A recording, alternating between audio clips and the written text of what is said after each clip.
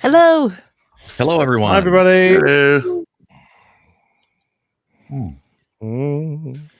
Just my camera. I just about did what I did the other morning as I was about to go downstairs for sign-in, thinking that I only had a little bit of coffee left in my cup, and it just popped it up. Splash! And it went all over my shirt. It was day 2. Oh, Oops. damn it. Darn it. Do you take a shirt for every day, or do you? No, you know, I don't. Oh. I just take a main shirt and then a backup for coffee spill emergencies. okay. Because I used to take a shirt every day because I couldn't. I be wear an bothered undershirt, to- and that does the trick for me. You know, it's, Oh, okay. and a Tide pen or something, right? and I don't. Well, Club I usually soda. just use club soda. Yeah. I do the exact thing, Jeff. Same thing. I wear a fresh T-shirt and wear the same shirt. Mm-hmm. And I don't really sweat much at all. I don't either, actually. Even during the summertime, when that in our airplane, especially, is excessively warm, so I don't sweat a whole lot. Mm-mm. I use good underarm too, so Yeah. that helps. But yeah, I should try that. Deodorant? underarm. I tried to suggest it. Yeah, I know you did, Nick. I was. Hey, that's not true.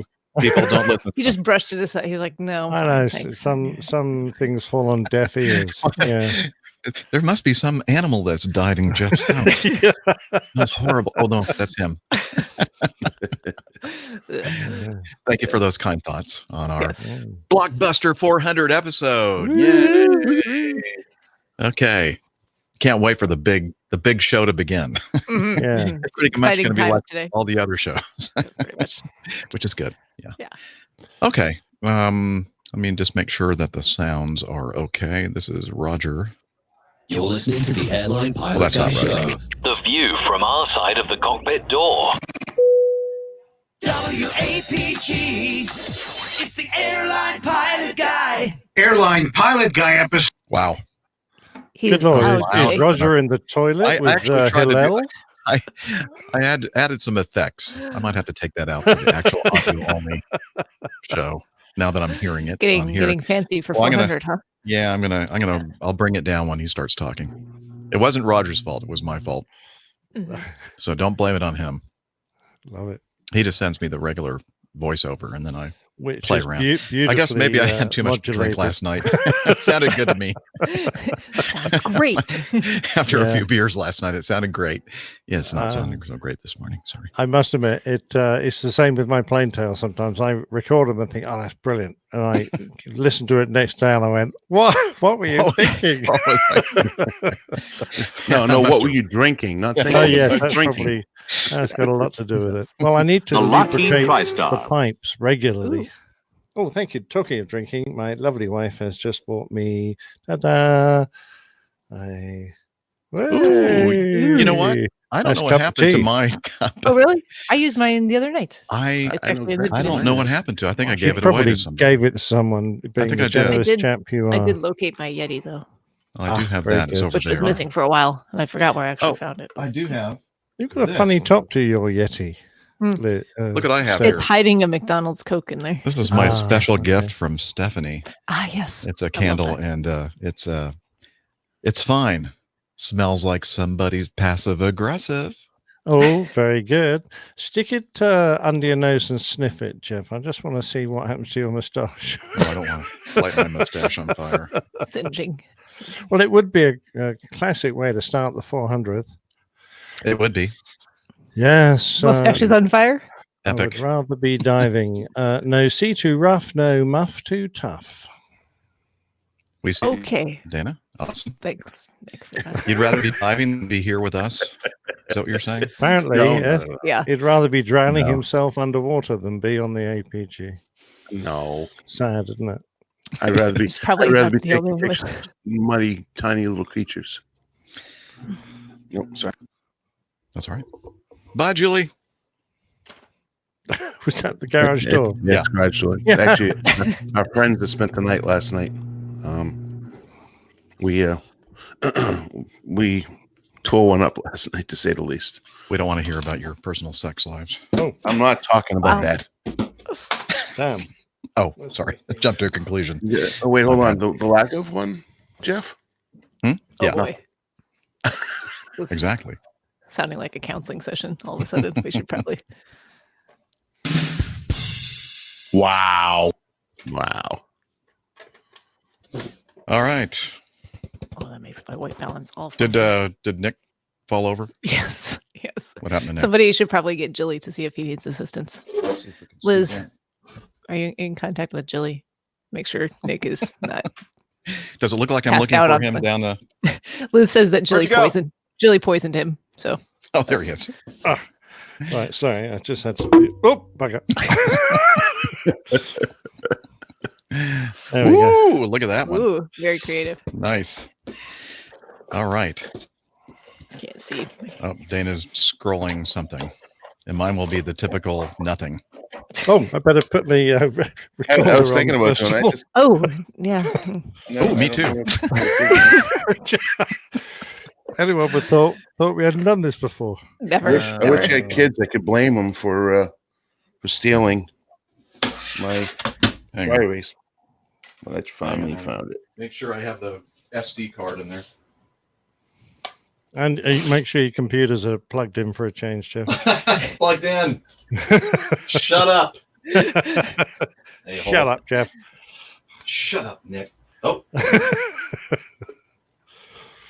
HR. Well, you guys in the chat room don't abused. even understand how difficult my job is. There's no way to communicate how much. we're wonderful people to work with, Yeah. is what she means. Yes, Yes, we're the best. we'll meet after the Judging on show, that 'cause candle that she gave me. Passive aggressive candle. Right. Okay. Out of focus, but who cares? All right. APG. Are you ready, Dana? Just about. Okay. APG 400 in 3, 2, 1. It's interesting. I could hear my voice in somebody else's. I could hear it like echoing. Oh, really? back. Yeah, so I could actually hear the latency. That's cool. Who's got their headphones turned up? That loud? It might have been my headphones turned towards the microphone. Yeah, They're that was probably usually it. No, fine. it was very, very, very faint. Could barely hear it. Ah, So it's not a big deal. Cool. You okay, Steph? maybe. Look what I have. Nick. Yes, sir. Oh, gin salt. Yes, I know. You've got my gin salt. No. It's mine. Yeah, mine, Mine. my gin salt. Because I've Mine- now drunk all mine. Is that some kind of a ginsel? Gin salt. Yes. Actually, I have discovered that I can, in fact, buy it here in the UK. Ooh, So I'm going to order some. excellent. Speaking of beer, that beer that was that blonde Orange ale. beer. We were speaking of beer We're or speaking of alcoholic gin. Speaking of beverages. Speaking of alcoholic beverages, that blonde ale, fantastic. Oh, from Chicago. Chicago, yes, with the Or girl, actually, the girl sitting on a bomb. I think that was from Houston. David Ogden brought it. Yes, that's right. So I think the beer wasn't, but it was in Chicago when he gave it to me. But he is from Houston. I think the blonde ale is from Houston. It's and if- fantastic. If he's in the chat room, I don't know if he is or not. He can correct me if I'm wrong. Okay. Oh, welcome from flight level 390, Neville Ooh. Bounds from Carlos and I. Ooh, Hope you have a great 400. Well, thank you, Nev. I don't think we've ever had anybody message us from 390. I think I Wow. tried to once, but the internet wasn't good enough, Ah, or it kind of worked. Kind of. So Okay. yeah, I wonder if he made Or it maybe onto someone else's his podcast. 351,000. They did. That is where they Ah. currently are. Wow. Well, if it weren't for the fact that it was flown by BA, it'd probably be good fun. Poor BA. so everybody does have the recorders going, but for some Yes. reason, the audio from you guys to me is not working great. Oh. And I Yep, mine's going. Very good. No, actually, And everyone sounds good to me. What's that? I'm starting it now. Oops. Oh, I thought you started it before we did the thing. No, you know what? I'm usually the good one about that too. So Bad Dana. bad Dana. Okay, there we go. It's now. No, Hello. it's still not working. Hello. Darn it. I'm still hearing my Darn it, Jim. voice. I'll back away. Is it me? No, I don't think it's you. I'm not sure how it could be. Yeah, don't back away that far because I can't hear you. Can you hear me now? I can hear you now. All right, so this is the start point for you, Jeff. Just in case. Okay. Let's just do another sound. I'm so Oh, sorry. I Well, just erased clap. my stuff off. Just the clap. board. It doesn't How matter. sad. It doesn't One. matter. 3, 2, 1. Beautiful. That actually sounded almost exactly together Good to me. Yeah. Excuse me. Gesundheit. All right. Oh, I think we're ready. Rusty, what you want? Oh, let me see. Oh, you can't be in the television. No. Okay. You guys ready? Sure. Let's do it. You're listening to the Airline Pilot Guy Show. The view from our side of the cockpit door. WAPG. It's the Airline Pilot Guy. Airline Pilot Guy episode. Can you believe it? 400. Yeah, he's up in the sky. It's the Airline Pilot Guy. Hello, you're listening to the Airline Pilot Guy show, the view from our side of the cockpit door, with your host, Captain Jeff, broadcasting live from Studio 1A at APG headquarters in Roswell, Georgia. Today's show is recorded on the 16th of November, 2019. Yeah, he's up in the sky. It's the Airline Pilot Guy. Get you right and he's flying by. With the Airline Pilot Guy.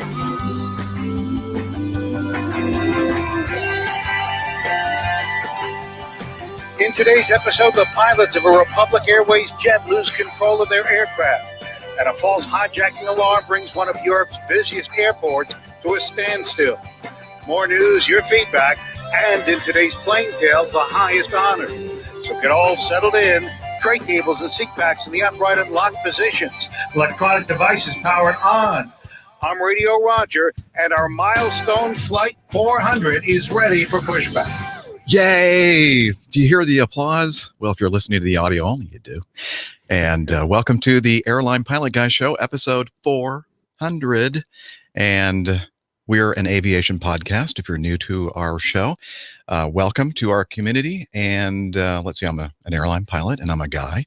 And we've been doing this show for quite some time, as you can tell.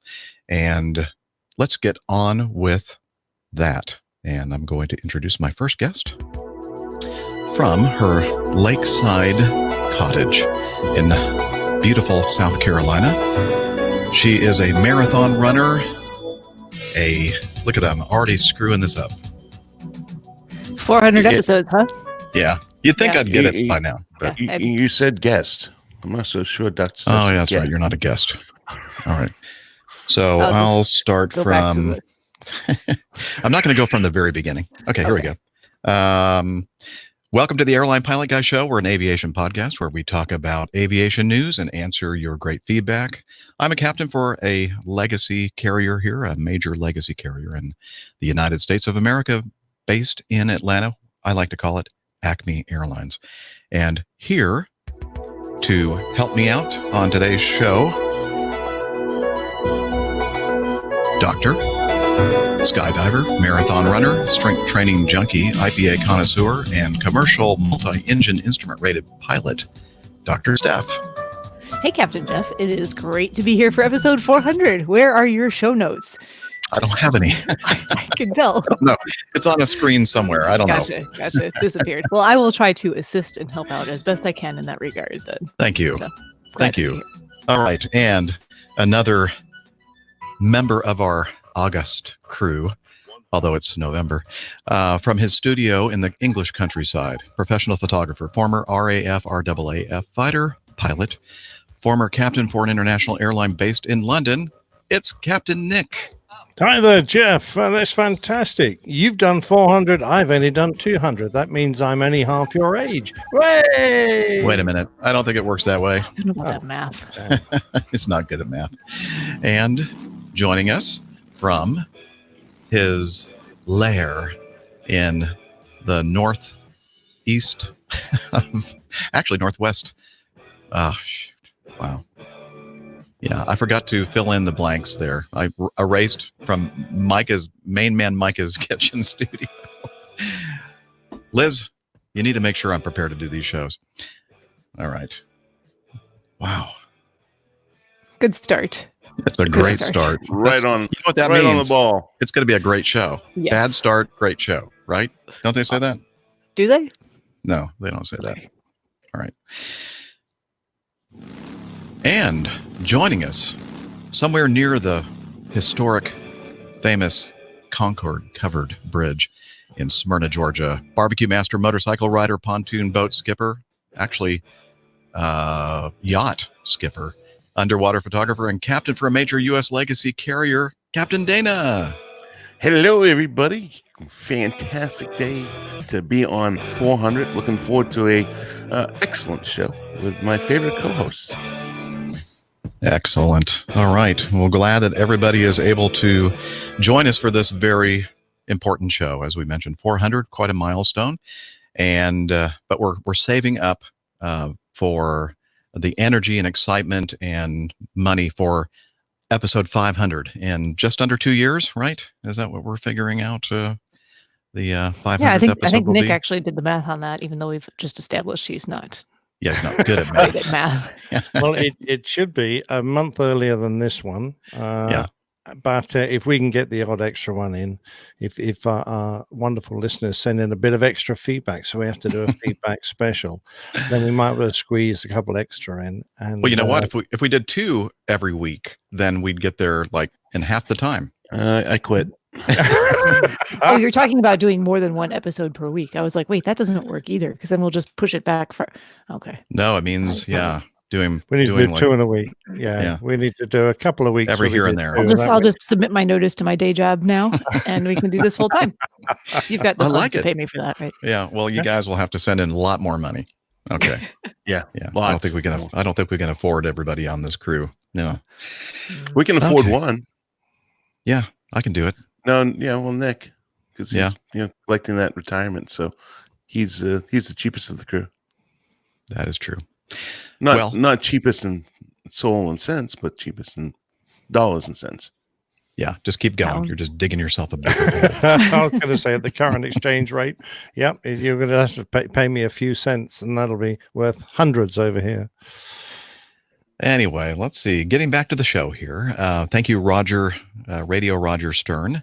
He's an Emmy Award-winning TV and radio reporter, currently at the #1 news station in the nation, 1010 Wins in New York City. Anyway, great to have everybody here today for episode 400, and we have a huge number of folks in our chat rooms on YouTube primarily, and also on Facebook. And so welcome everyone to our live recording. We don't normally do this on Saturday mornings, but I like it. So maybe we'll do that more in the future. But I think before we get on to anything else, we should probably just start off with the news. What do you think? Okay. Sure. Thank you. You really want Sorry, our I didn't know there was going to be a question for the Okay. panel here. And now, the news. Yeah, poop. Stand by for news. Everything is going wrong. Everything. Okay, here we go. Well, it is the 400th. Yes. Stand by for news.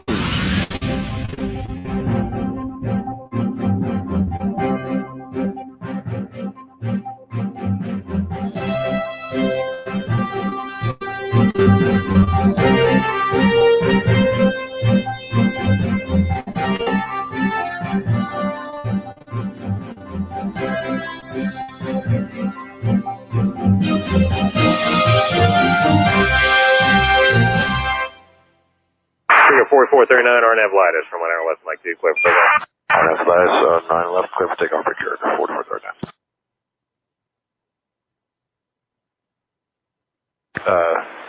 Departure procure 4439 with a declare emergency. Take care, 4439, say your emergency. We got a trim runaway. Say again? We got a trim runaway for procure 4439. Understand you need to return to the airport now? Hey, Breakout 4439, you can make a right turn, enter the downwind runway 10. right turn into downwind breaker 439. Breakout 4439, what can we do for you? Let me know when you can, the nature of your emergency, and souls on board, fuel on board, and intentions. Got 6 souls on board, fuel is 12,000. Okay.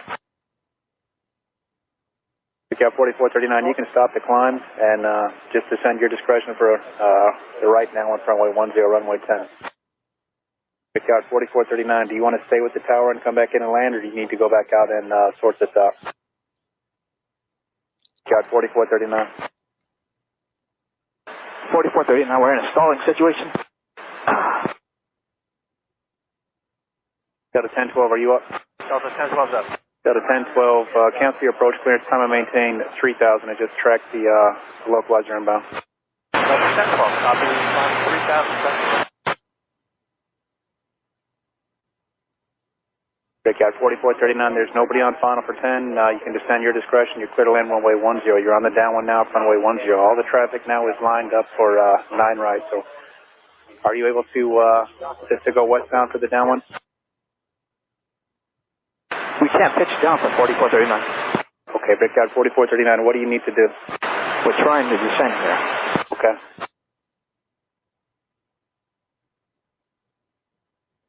Delta 1012, turn right heading 180, maintain 3000. Delta 1012, right turn 180, maintain 3000. Delta 1012, connect approach 124.6, they'll bring it back around. 24.6, Delta 1012. Center breakout 4439, what's the runway? Breakout 4439, we've got 10 available for you. If you can enter the downwind for 10, if you need something else, let me know and we'll get everybody out of your way. We're straight in. Straight into what? The 10 right, you said? We've got 10 open for you. We can clear anybody out of the way if you need 8 left or 9 right. Just let me know what you need. Roger, give me a second. Breakout 4439, are you able to take a turn or no? Yes. Breakout 4439, turn left heading 200 and we'll give you vectors for the runway 10. 200, breakout 4439. Breakout 4439, you can start your descent, your discretion back down to 6000. 6000, breakout 4439. Breakout 4439. Are you on a right turn? Yes. That's fine. Right turn heading 200. Right turn 200. Tower Fire Chief. Fire Chief Tower. Ready for the information. I don't have it for you. Just stand by and I'll get back to you. Don't call me again. That's what the pilots should have said to the ATC guy. Breakout 4439, I see you're climbing again. Are you able to descend or not? Okay. Breakout 4439, I see you in the turn. I see your altitude coming back down. Just flighting 200 and maintain 6000. 200, 6000, breakout 4439. Breakout 4439, on that 200 heading, it should bring you right across the front of the airport, the east side of the airport. Maintain 4000 and let me know when you got the airport in sight. We'll just go ahead and clear you for 10 and you can do what you need to from there. All right, down to 4,000 and 280 heading for breaker 4439. 200 heading, and I'll have a downwind turn here for you shortly. Roger, 200 down 4,000, breaker 4439.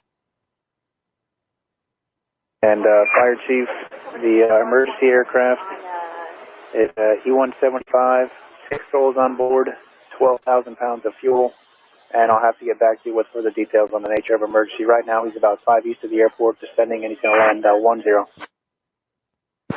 Fire Chief, roger that. And Brickyard, Fire Chief, severe flight control issues. It's the nature of the emergency. 600 to 4439. Brickyard 4439, turn right heading 250. Right, 250, breaker 4439.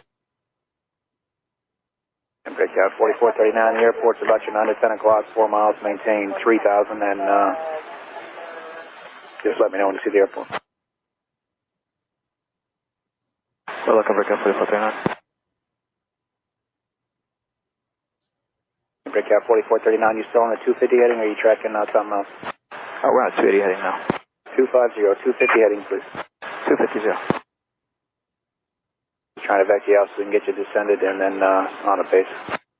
Roger. Fire Chief, Fire Chief, go ahead. Fire Chief, the emergency aircraft is going to be the next lander for flight 10 here. It's about less than 5 minutes. If you have any questions, you let me know. All I know is that he had a pitch control issue. He was unable to descend, so he's, I believe he's got it under control now. But he's next in line for runway 10. Next plan, Victor, 4.39, 410. Fire Chief. Cap 4439, fighting 270. Flying 270, Victor 4439. Delta 2304. 2304, Tom. Yeah, ground sending over. I cheated down with that like kind of experience with the number. I was separated off that message with the airline.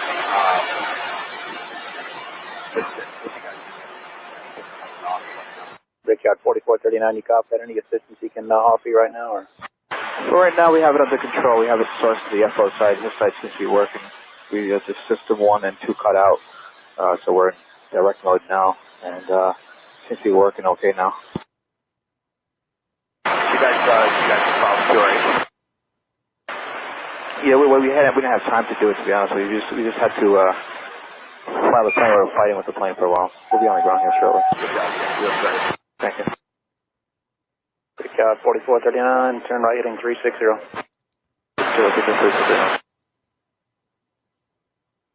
And they landed safely. That is audio from liveatc.net, and the video associated with it, VAS Aviation.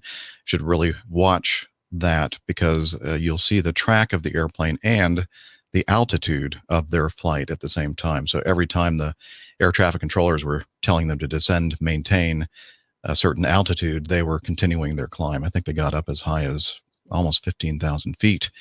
Anyway, this is a Republic Airways Embraer ERJ-175, flight 4439, as we know, from Atlanta to New York, LaGuardia, with 6 people on board, was climbing out of Atlanta's runway 9 left when the crew declared an emergency, reporting that they had a trim runaway. The crew stopped the climb at about 14,000, yeah, it was actually higher, and positioned for a return to Atlanta's runway 10. The crew subsequently reported, while cleared for a right downwind and runway 10, they were in a stalling situation, and subsequently added that they couldn't get their pitch down. They were trying to descend nonetheless. Anyway, so that is a little bit of the narrative from the Aviation Herald. And so I thought that this would be an interesting one to talk about. Now, I've never flown this airplane. Did a little bit of research, looked at the PPRUN, Professional Pilots Rumor Network, where a lot of people hang out, a lot of pilots hang out, and there were some links to some technical documents for the ERJ-175 and the trim system. And apparently, you know, we've been talking a lot about pitch trim situations with the 737 MAX. At least the 737 has a backup manual trim system. And as far as I can determine, I could be wrong about that. So you jungle jet drivers out there, get back with us and straighten me out if I'm wrong about this. But it looks like there really is not any kind of a backup pitch trim system. They have like a backup electric system, but all the trimming on that airplane, pitch trim, is done electrically. So what do you think, guys, gals?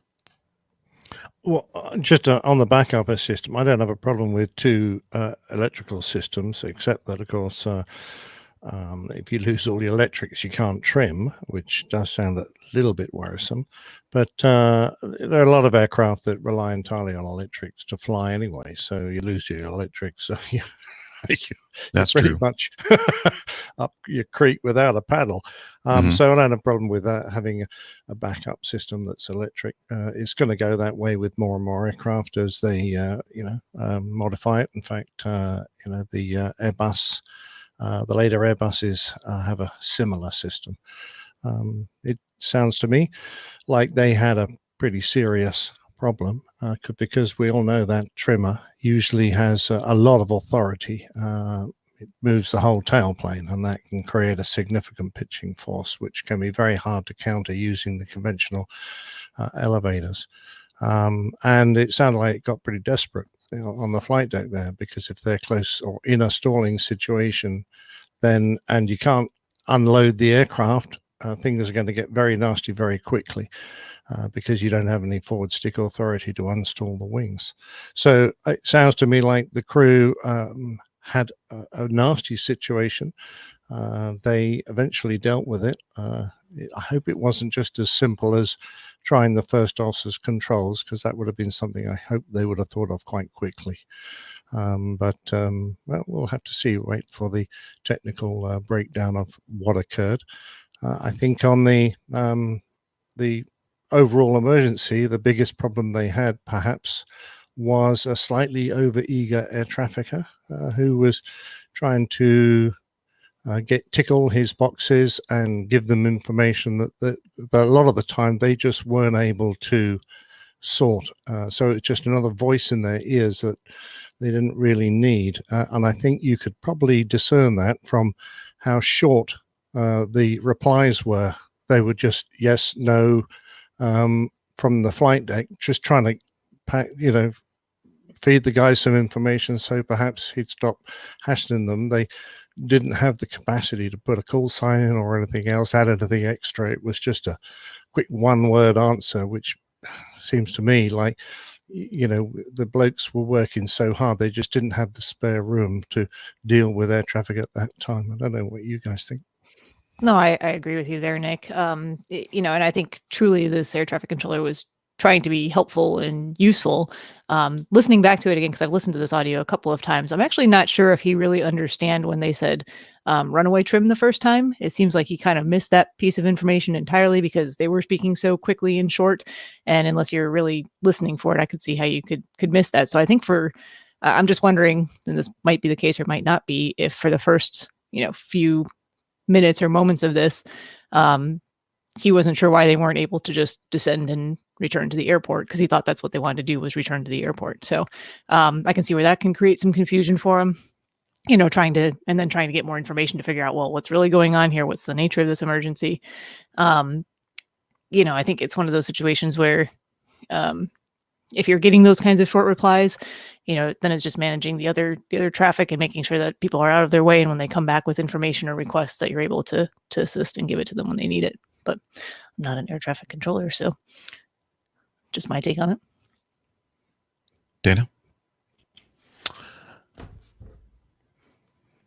The first thing that strikes me is how calm the guys, the guy on the radio, I don't know if it's captain, first officer, but it seems as though throughout the whole transmission and whole process, almost a very cool, calm, collective, despite the enormity of the situation that we're in. I agree with the what's the word I'm looking for? I'm trying to think of a specific word, but I can't think of it. Anyways, basically the level of intrusion, it seemed, although he was trying to be very helpful on the air traffic controller side, but I also have to pin that somewhat on the crew, that they probably should just said, we'll be back with you. Just leave us alone. We'll call you when we can handle this. Yeah, I thought, sorry to interrupt, I thought it was hilarious where the air trafficker told the fire chief to shut up and he'd get in touch with him, which was exactly the situation they would have had on the flight deck. But exactly. They were perhaps being a bit more polite. And they should have said that. They said, just alone, we're trying to control the airplane. We'll get back to you. Yeah. Don't talk to us anymore. Exactly. So, I mean, if in hindsight, I mean, in listening to, because like Dr. Steph, I've listened to this now a few times, and I just think that the calmness in their voice was astounding, especially, even with a little bit of struggle when he came across and said, we're stalling. You could hear a little bit of strain in his voice at that point, but that's the only time I really could tell that it was an emergency other than him declaring an emergency. And I agree, the controller had no clue as to what the emergency was, at least initially. But that's because he was sitting there fighting with the airplane. I mean, that's those first couple communications is the only time I really sense any stress.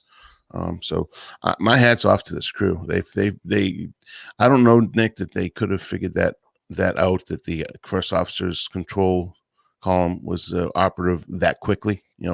We're trained to go through each process, and of course with us we have, I don't know, I can't speak for their company or the way that they operate the airplanes, but we've got a runaway trim emergency memory items that we have to be able to call and run through them from memory. So I don't know if they have that or don't, so I can't comment on it, but there's always a process of elimination. This actually all occurred very rapidly, so go ahead. No. So that's about all I have on that. So I have a couple of things here. Now, again, I've never flown this airplane, but in all the airplanes that I've ever flown in a runaway trim situation, the major thing for me is to know exactly what buttons, what switches to deactivate the pitch trim system. And on the ERJ, I'm looking at a systems description of the trim system, and there is on the center console a panel that has all the trim switches for turning them on, turning them off, some manual backup trim switches as well. And I don't, just again, not having flown the airplane and just using anecdotal experience, why it took so long for them to turn the trim motors off. It sounds like everything was just getting worse and worse. But again, that's Monday morning quarterbacking, I guess. And the other thing is, and it just dawned on me when we were listening to this again, that normally in this situation out there on the departure ends of the runways, climbing through 10,000, 12,000, 14,000 feet, departure control or approach control is the one that's going to, the radar people are the ones that are going to be seeing all this stuff happening. He's still with Tower. I'm not sure exactly what Tower has as far as tools to be able to see, but I don't think that the Tower controller quite grasped the fact that this flight continued to climb, because he was giving him these lower altitudes, but I don't think he noticed that they weren't descending at all. They were continuing to climb. And again, I don't know if it's just because they're not used to seeing that information or the information is not available to them in the tower cab. I don't know, but I just thought I'd throw that out there as well.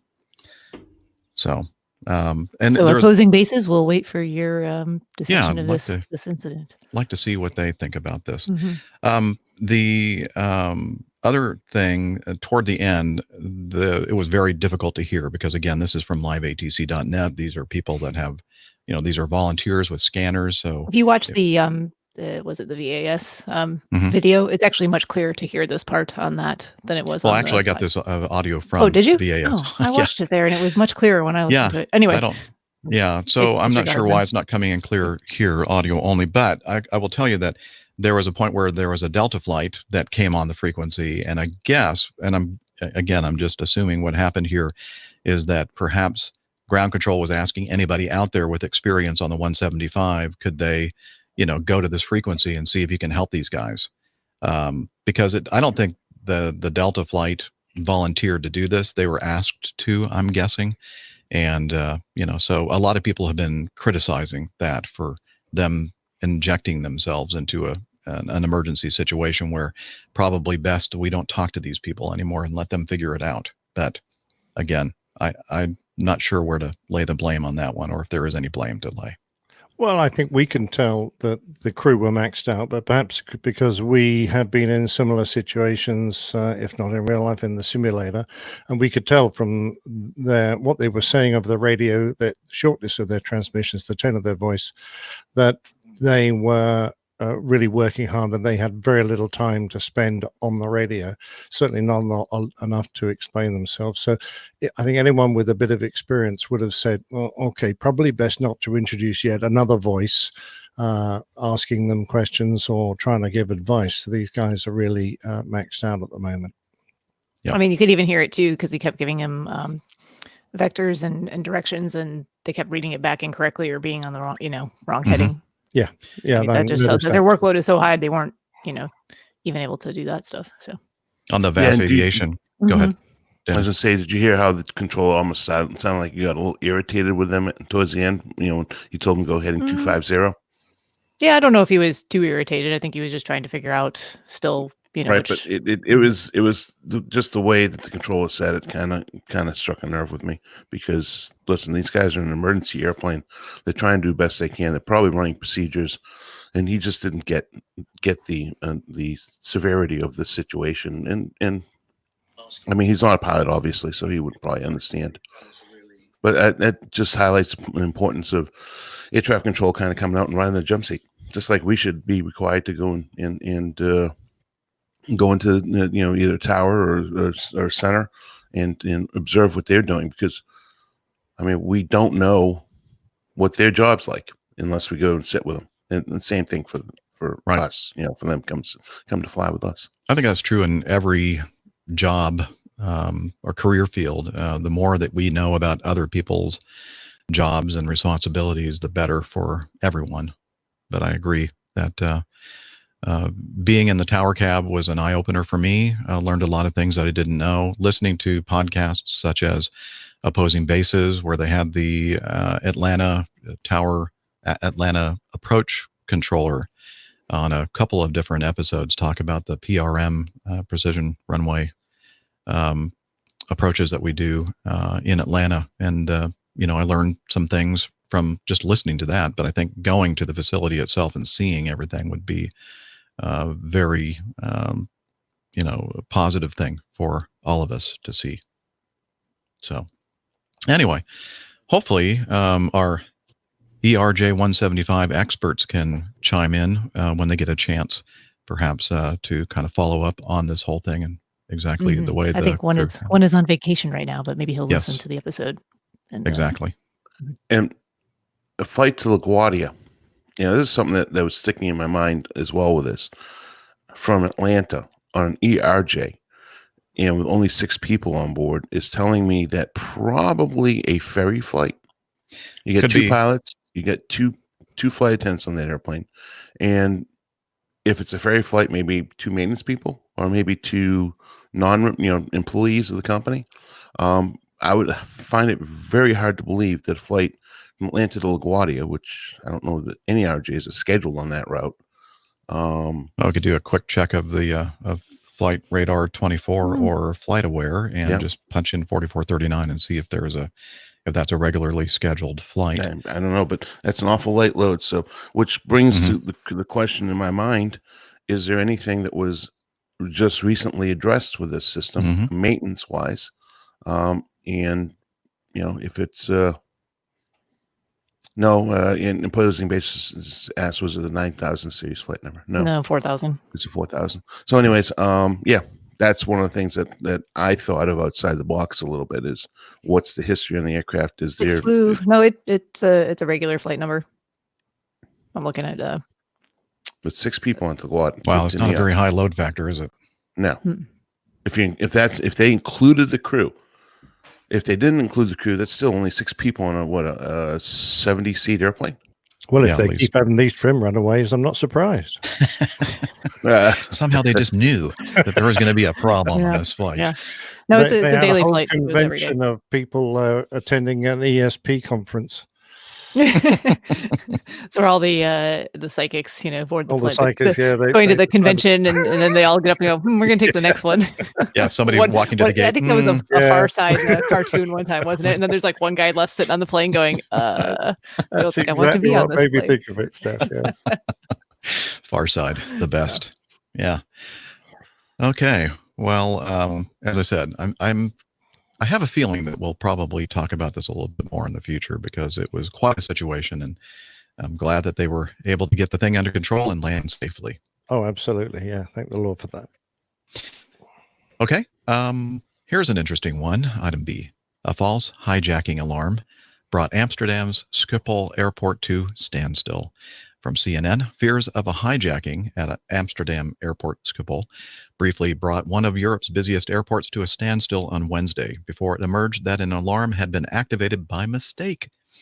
The Dutch Royal Military Police and other emergency services flocked to the scene as rumors of a possible hostage situation spread.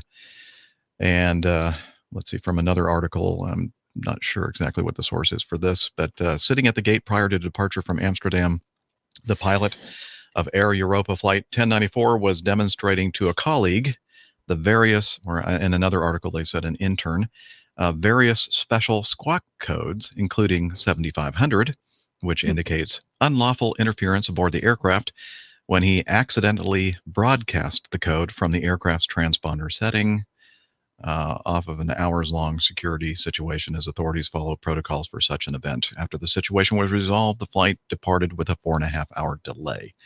Oopsies. Yeah, I wonder if I had the same captain. We're going to need you to come in for some additional training, sir. Exactly right. The chief pilot wants to have you in for a nice cup of tea with biscuits. Yes. Now, Steph, I have a question, an answer. I have an answer for you. You have an answer for my question that I haven't asked yet. I love it. Let's go. I'm ahead of you. Yeah, he's going to that convention with all the What the captain meant to say is that I have a question for you.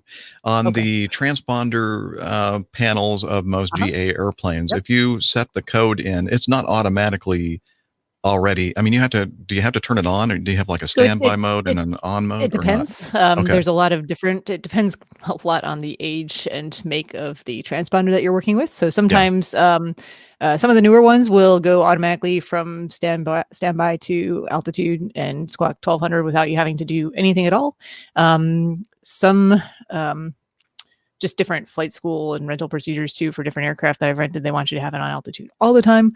Some of the older ones where you actually have to turn the, number dial on each of the 4 numbers for the squawk code. When I was doing my private pilot training, we actually talked about this quite a bit. Make sure that you don't accidentally pass it through one of these emergency codes on the way to the code that you are looking for, because that's not good. So basically, it has happened to people apparently. So basically, if you keep the first digit, just don't let it go to 7. 7. Yeah, don't turn it to 7. And then that way you're going to be okay, right? Mm-hmm. Usually. Unless they've given you a squawk code, 7583. They wouldn't do that. I don't think they do that. Yeah, I don't think so. Every airplane that I've flown. Hang on a minute. Can I interject? There are plenty of squawk codes in the UK that begin 77. Oh. Really? Yeah, wow. There aren't enough squawk codes to go around. So they, rather than separate the 77s and make it only for emergency, that you frequently get 77 and something just as a normal. So maybe you would want to put in those final 2 digits first, so you don't accidentally have. Well, the Airbus is pretty clever, so you just type it in on the keyboard, and as soon as you start typing, it automatically goes to standby and gives you a couple of seconds, then it starts transmitting again. So, gotcha. Yeah, every transport category and military aircraft that I've flown, you actually have to. There's a switch there that is usually standby, or I guess you can turn the whole thing, or is it standby is about as far as you can go. Standbys, yeah. And then on, and then the various altitude reporting modes and that sort of thing. So I'm wondering why this captain didn't notice that he was actually transmitting this thing. So they were sitting at the gate. I wonder if he just, I really thought it was on standby or off and didn't think it would be. Or maybe the previous crew left it, because one of our checklist items that Dana and I do for the shutdown checklist is to make sure that the transponder is in standby. And we usually zero out the code just to be safe. But perhaps the previous crew hadn't done that, and maybe it was still in the transmitting mode and he didn't notice it. I don't know. Just guessing. Well, just not if you're explaining it, you may not need the full demonstration of how to actually put it into the transponder. Right. The explanation itself should be sufficient, I would think. This is what happens when you do this. Look at all what's going on outside. Look at all the police. Where they're going. Flashing blue and red lights. Yeah. Yeah. Oops. Oh, well. Moving on to the next one. There was a little incident, a little runway excursion event at Chicago O'Hare on the 11th of November. Needless to say, it's cold this time of year in Chicago, sometimes snowy, icy. And it was icy.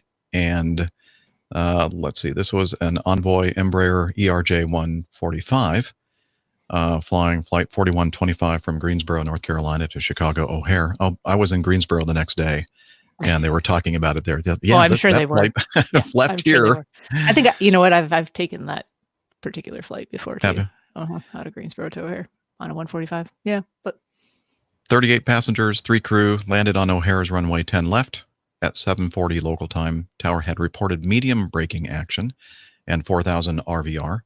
When the aircraft skidded left off the runway, skidded sideways, further yawing to the left, and came to a stop with all gear, as well as the right wingtip on soft ground, about 50 feet, 1,630 meters past the runway threshold. The right main gear had collapsed. And this is the best part of it. If you watch the video, which you have to. Yes. After the whole thing comes to a stop, there's some silence in the cabin, and one of the passengers, a lady passenger, said, I think we landed.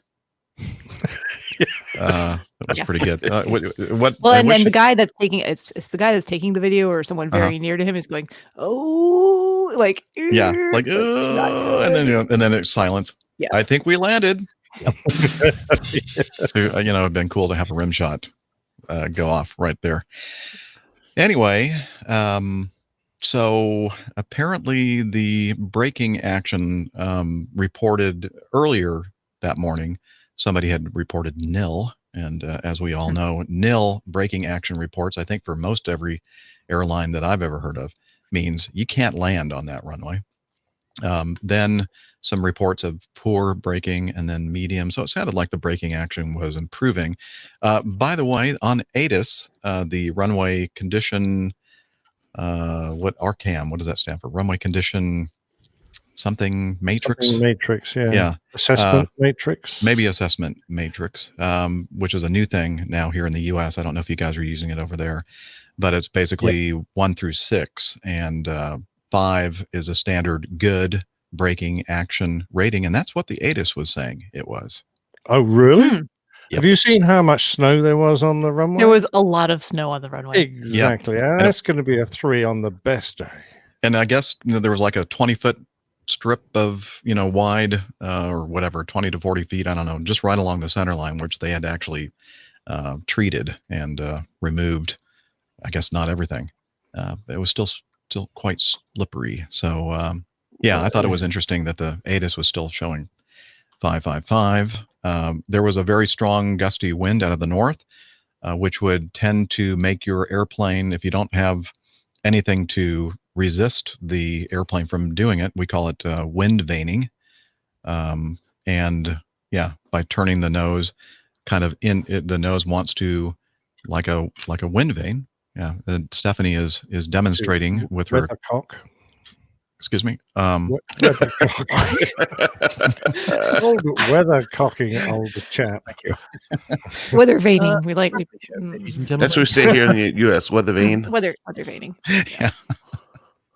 Oh, anyway, so so the the nose of the aircraft wants to naturally point into the direction from which the wind is blowing, and if you don't have any thing to counter it, like rudder authority or the nose wheel on the ground, but just not enough friction to keep the nose from moving in that direction, that's what's going to happen, and that looks like what happened here. Now, I think most airlines, I know that Dana and my airline, Acme, have guidelines. They're not limitations, but guidelines. So when the braking action is anything less than good, we have to know that it's recommended that we limit the crosswind to a lower number because of the fact that this kind of thing might occur. Not sure if their company has that same kind of guideline. And even if they did, it's the captain's discretion whether or not he wants to or she wants to attempt to land in a high crosswind situation when you have very poor braking. But again, I'm not sure that they really were expecting the braking action to be as bad as it was. Question for you guys with tail-mounted flying tail-mounted engine aircraft. Does that make any difference too if you with the authority of the rudder when you select reverse as well? Yeah. Some Dana is very enthusiastically nodding up and down, up and down. Yes, yes, yes. But it's it depends on the actual tail-mounted engine airplane. Some airplanes like the MD-90 that we fly, doesn't 7-1. really. The 7-1 as well. 7-1. Well, what I'm saying is that they don't really have the same blanking effect of the rudder as the 88 does. And the 88, if you look at the reverser buckets, they're kind of angled a little bit, so you're getting a lot of reverse thrust kind of up directly at the rudder, and so you go above a certain setting, and it does start blanking out the effectiveness of the rudder, because the rudder relies upon airflow over it to be able to have any authority keeping the longitudinal axis going straight down the runway. So, Jeff, from what I read, you thought they might have been weather vaned off the runway and that they weren't taking an exit, because I thought it looked like they were just trying to take an exit, but were going way too fast for the conditions and tried to turn off, but just slid sideways off the taxiway. That's a possibility as well. In fact, a lot of those excursions, that's exactly why they happen. They're assuming that they have reasonably good braking action. It feels like the aircraft is decelerating, and then they go, okay, I'll take this high speed. And then guess what? The high speeds, as we all know, are not treated the same way as the runway surfaces, and then you're off on an ice skating rink.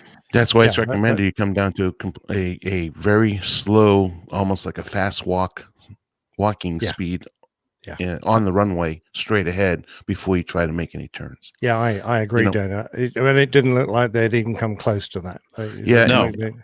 And when I heard it was Chicago, it's like, wow, they got really long runways, and this is an RJ, so this should not be an issue. So, which leads into what my thought process is, in that this is likely a case of what we're starting to see. I obviously don't know the pilots, don't know who was flying, but I think the experience level may be a little bit of a factor here. Could be, because of the pilots, the pending pilot shortage.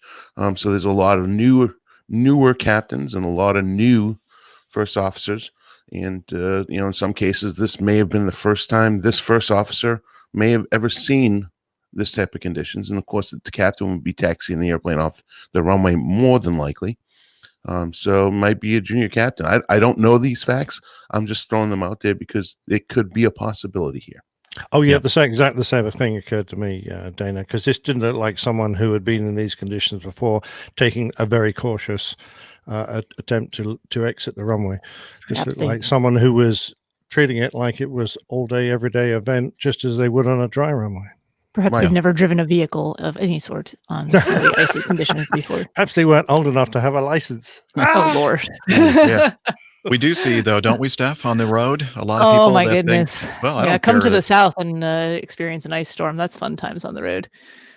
Ice, go faster. Anywhere, experience an ice storm. Doesn't matter where you are. Doesn't matter. I know. It's nasty.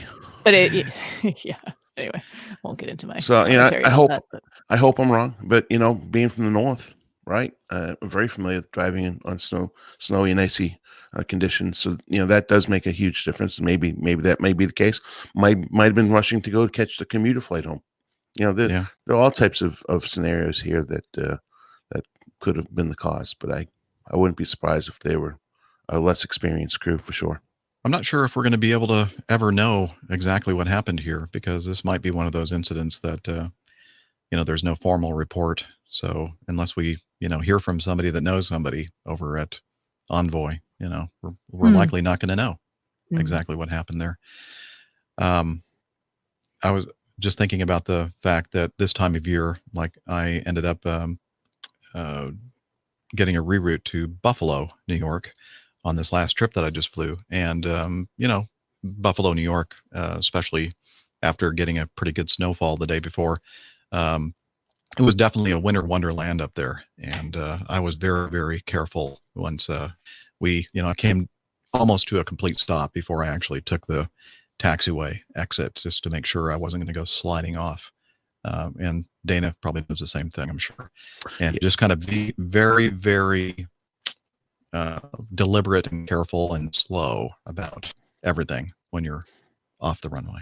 Yeah, and Buffalo is one of those airports, Jeff, that actually the hair on the back of my neck stands up when I start thinking. Although they are excellent at keeping the facilities, especially the runway, not so good on the taxiway. It's not bad, but the runway is usually pretty well taken care of, even in snow. But it's a shorter runway. It's only is it 70? It's 8,500 feet long. I mean, and then I think about, okay, trying to stop this airplane on a slippery runway, that can get a little hairy. That's a little bit short for me, but we do it all the time. And for was it runway 223, you land on that and it slopes down.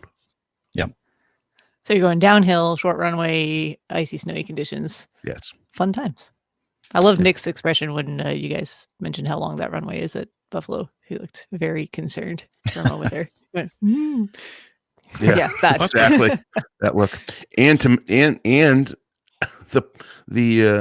you think about it, usually it's the 88 that goes in there, and in talking about the reverses, everything after the 88, like the 90, the 71, they all have had the cascading reverses, whereas the 88 and everything earlier, all the DC9 series all had the buckets, and they are canted. So on a slippery runway, you don't want to use reverse thrust. You can go to idle reverse, but it can actually pull the airplane off the runway as well. So it's a dangerous thing. And now we're talking about Buffalo, and that's kind of a short runway, idle reverse, using max braking usually, at least medium, and then it slopes down. So those are all the things now. As a captain, I think I thought about them as a first officer, but certainly more of a consideration now that I'm captain. So actually, for us, we were lucky. We were landing 5 or probably 4 now. I think they changed the designation. The one that actually goes uphill. So that was kind of a nice thing. But up the terrain up there, it's the taxiways are kind of an uphill, downhill kind of grade. So, especially knowing that they could be much more slippery than the runways. You're kind of going, oh, okay, I'm going to leave both engines running just in case I do need to do the tractor thing, to keep the airplane under control. Differential thrust. I think just to be sure, Dana, to keep us at 50%, I thought the 717 actually does have buckets, but again, I could be wrong. Probably not. I don't think so. Oh, okay. I think they're cascading just like the 90. Okay. Well, you 717 experts out there in the chat room, do that research for us. Staff. And I'll happily concede that I was wrong, as I normally do. D, speaking of runway excursions, this was just added by Liz, our producer, in the news folder. Go Air A20N at Bangalore on November 11th, 2019 runway excursion. What is an A20? Jeff, you're correct. I'm just going to jump in there real quick. Oh, am I? Yep. Yes. All right. Wait a minute. They have buckets? Yeah. I know. I was with you, Dana. I didn't think they did. I don't think. I was wrong. Wow. I guess I just haven't watched a whole lot of 717s land.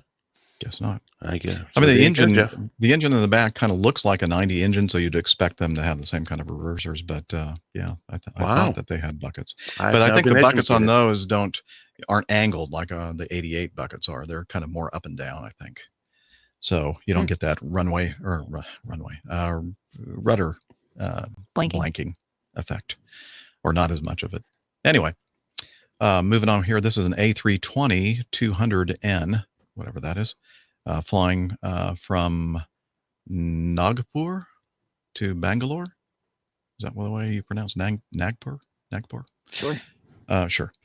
180 people on board. They were packed. They were coming into Bangalore's runway 9 at 7:22 local time in the morning in fog and low visibility.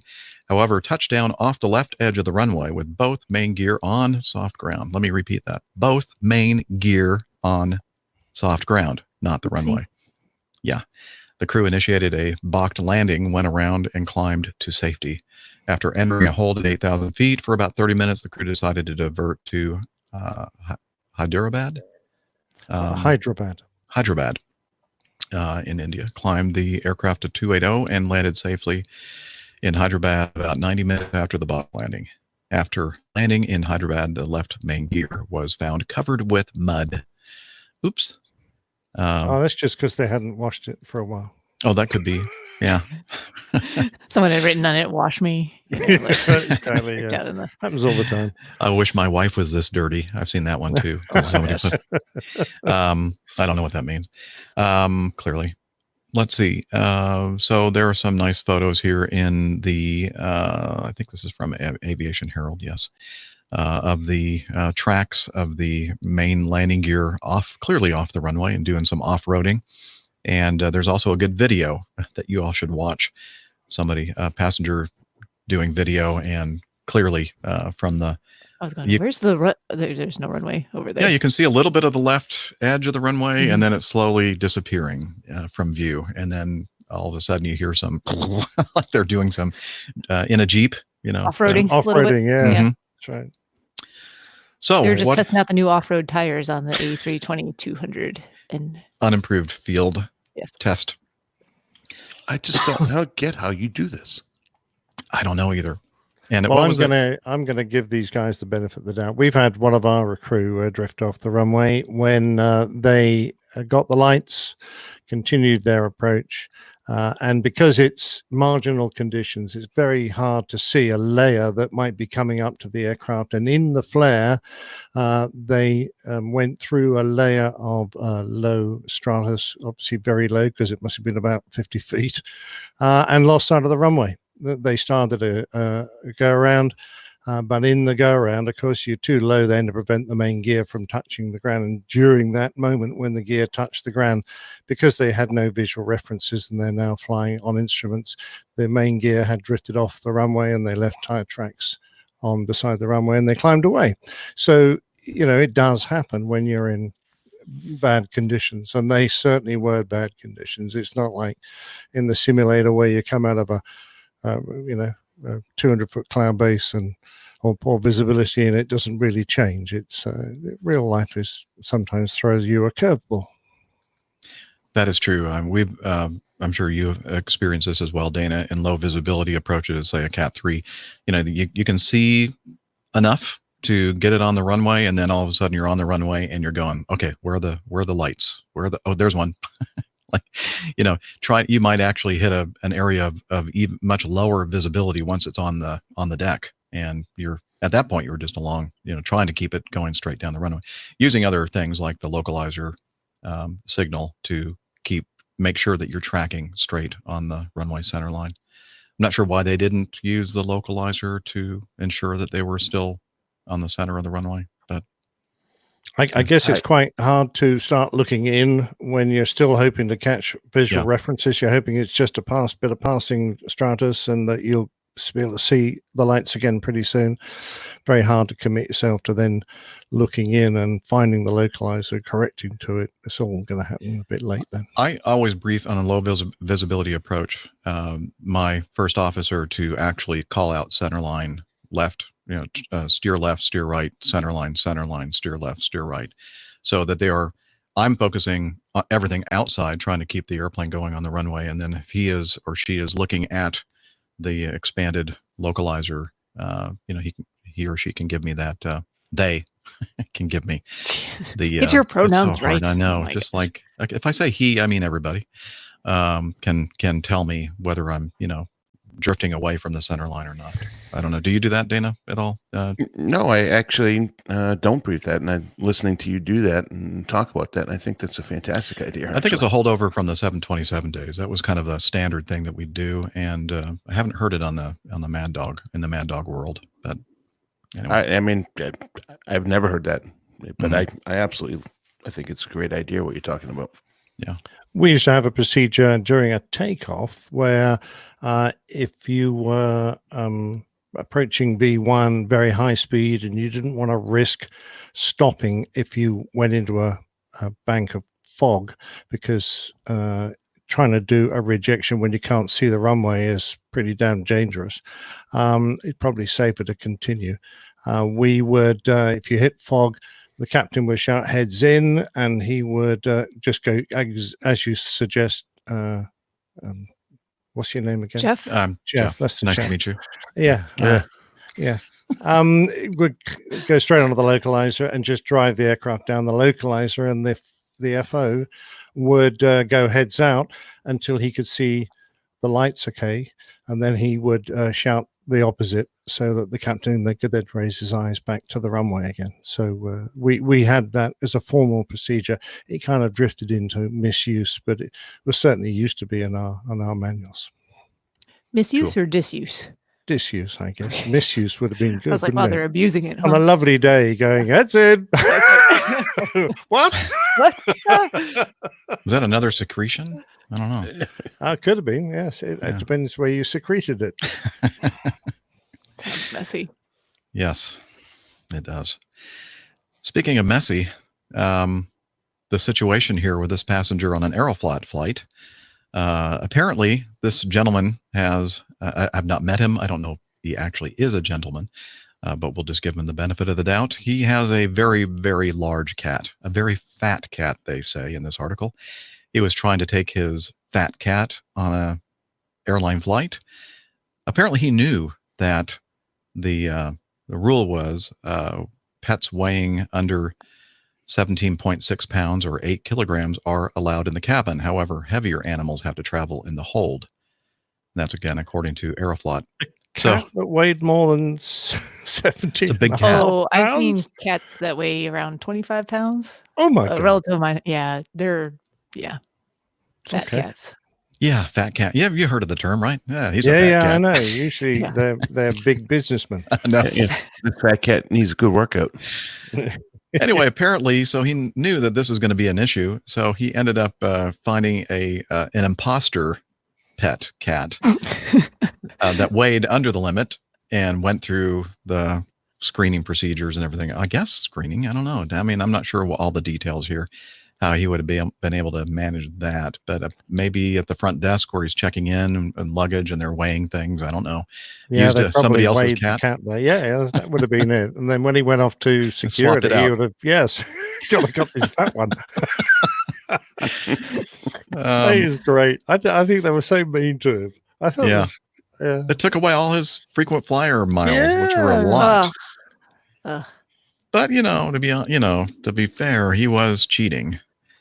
I don't know. The rules are rules, I love the reaction on Russian social media where they started having memes which translated as "Je suis fat cat." They all wanted to be fat cat and relate to this poor fat cat. I'm Spartacus. I don't know that here in the States that we actually weigh the animals that go in the cabin. I don't think they do. Well, it depends. Probably depends on the airline a little bit, but I don't know if any of that does. But typically, we have they horses have to fit on the planes. You do. Small but typically, horse. if you're going to travel with a pet, no way to talk about your cabin crew. No. But not talking about like an emotional support animal or a service animal. If you just have a pet, generally the rules say they have to fit comfortably within the carrier that fits underneath the seat in front of you. That is true. And comfortably, that means they have to be able to turn around within the carrier. They can't. So like I have one, but my dogs are just slightly too big for it. So I could basically zip it around them like a bad fitting sweater or something, but they wouldn't be able to move in it. So that's not like legal. A wetsuit. Yeah, a little bit. They wouldn't be very happy. Compression stockings. Even though technically they might fit, not going to fly. Of course, the animal's going to be going. And I would never do that to my dogs.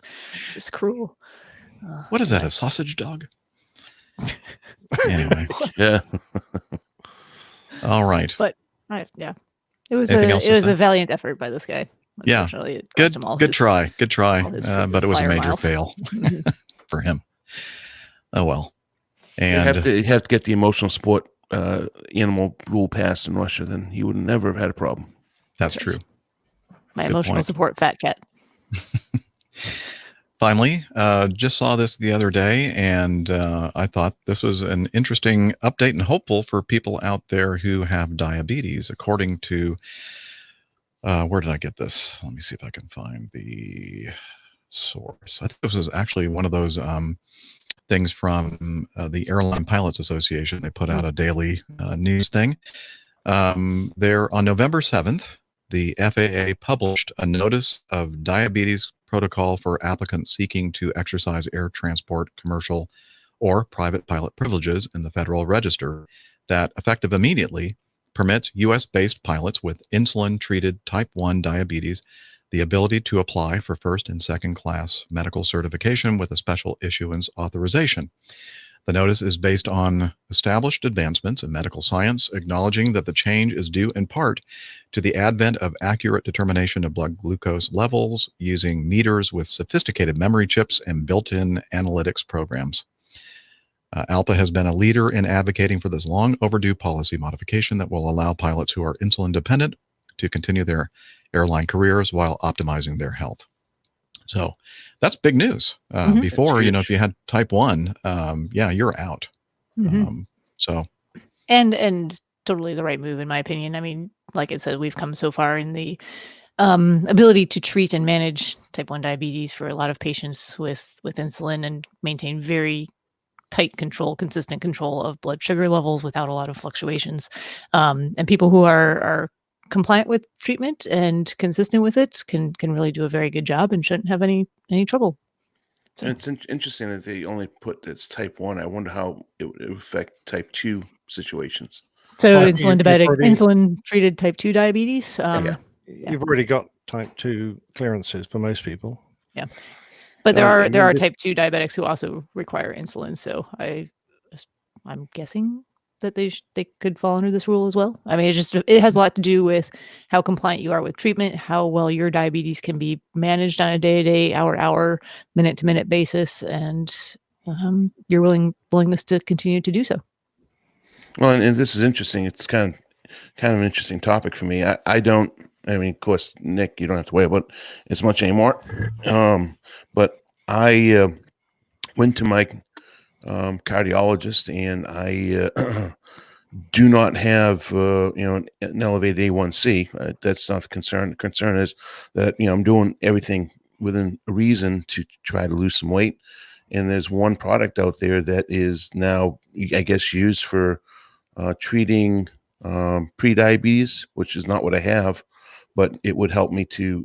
One of the really good benefits of it helps you lose weight. And but I had to tell the doctor it's not an accepted form of medication that the FAA will approve, but it would actually be beneficial to me to lose weight. But yet I still can't take it because it's not an approved medicine. So I'm hoping that they're going to come forward. I don't think it's going to be fast enough for me, but with me trying to continue to lose weight. You have to be a little, I suppose you have to be a little careful and have, honest, open discussions with your aviation medical examiner, because there's a lot of medications out there, diabetes aside, that have off-label uses. But if you're using it for the on-label purpose, perhaps it wouldn't be an authorized medication, or perhaps it has side effects that they consider to be undesirable as well. So that's why it's important to have those conversations. Yeah, well, I did actually talk to him about it, because I just got my FAA medical done, and it's for it's side the benefit of helping. I guess it's 12 to 15 pounds you can lose while you're on this medication, which would be great for me, because I'm right on that bubble. I've been working hard, as you guys know, for a couple of years now, trying to lose weight and get down, and I work out all the time. There's not a whole lot. I mean, I can start eating like a squirrel, I guess, and not eat a whole lot of food anymore at all, and then I'd be okay. But it's very interesting to me that, and reading this, I'm hopeful that maybe I'll call ALPA Aeromedical and they'll put a bug in the ear. But still, at the rate that the FAA moves on this stuff in Oak City, it's unfortunately it's so sad, because the use of the drug is so beneficial to a lot of us. Oh well. Very good. Very good. All right. Well, anything to add to that? That was our news folder. We've just emptied it, which is good. And now, guess what? Getting to know you. Getting to know all about you and you and you and you. Yes, it's the time of the show where we kind of get all caught up with each other. It's the last episode. And let's see. Steph, how have you been, and what have you been up to since our last episode? I have been good. Mostly just working. I was trying to think, we were talking a little bit before we went live with the show, I was like, gosh, I haven't done anything interesting. This is the 400th episode. And I'm like, I've been working and not flying and not doing anything exciting. But nope, went up to Greensboro last weekend, take care of some family related stuff. So, and also on Sunday, everyone knows I kind of did that 50 states challenge thing, which was a lot of fun. So you move on from that and you go, well, what's next? There should be something else I can put on the list, things to go, places to visit. So I've decided to, the next thing should probably be national parks. And there are quite a few of them around, and including ones that are very close to me that I've just never gone to. There is one in South Carolina called Congaree National Park. It's down near Columbia, excuse me. So about just over an hour from where I live. And we had gorgeous weather last Sunday. It was beautiful outside. Did about a 7-mile hike through it's these old forests that kind of sit in this floodplain of the Congaree River. So it makes for some really interesting landscapes, interesting trees. We're starting to get a little bit of fall foliage down there, not a ton. But 7-mile hike with the dogs, and it was nice. So that's what I've been up to. Excellent. So I've got 10 national parks down and like 51 to go. That's a lot. Sad. I know. There's not a time limit though, right? No, there's no time limit.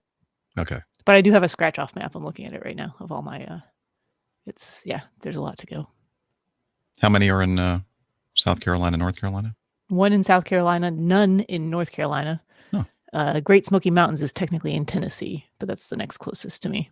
Yeah, that you can knock that. You'd never been to the Great Smoky Mountain National Park? So a lot of these national parks I have been very near to, just never actually gone into the park.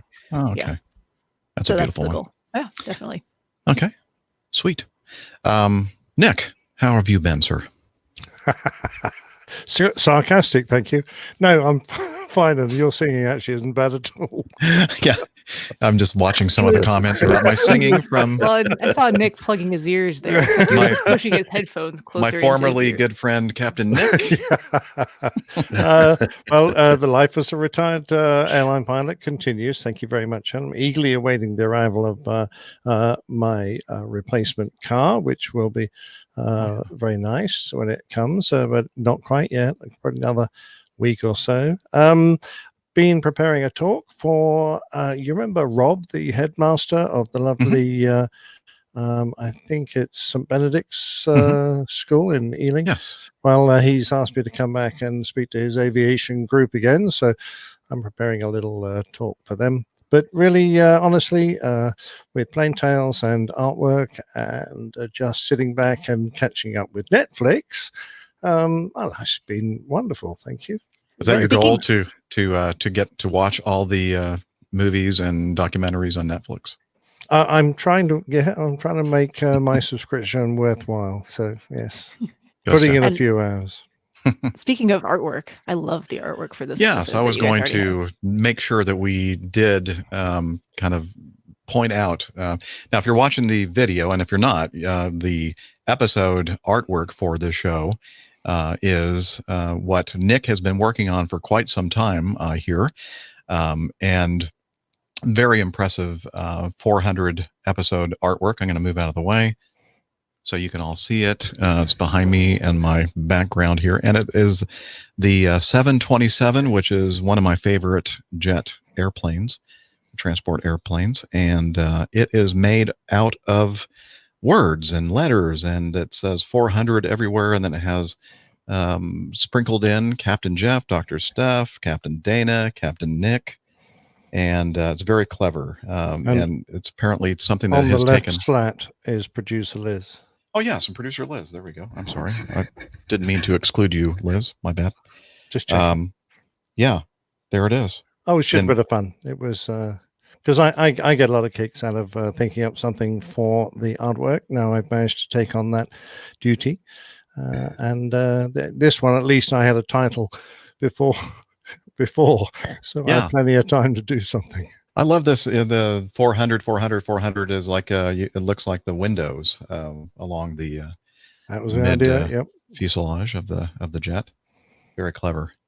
So you can stare at it for quite some time and look at all the amazing detail. The 4 is used as the landing gear struts, kind of situated in different different presentations or angles or whatever you want to call it.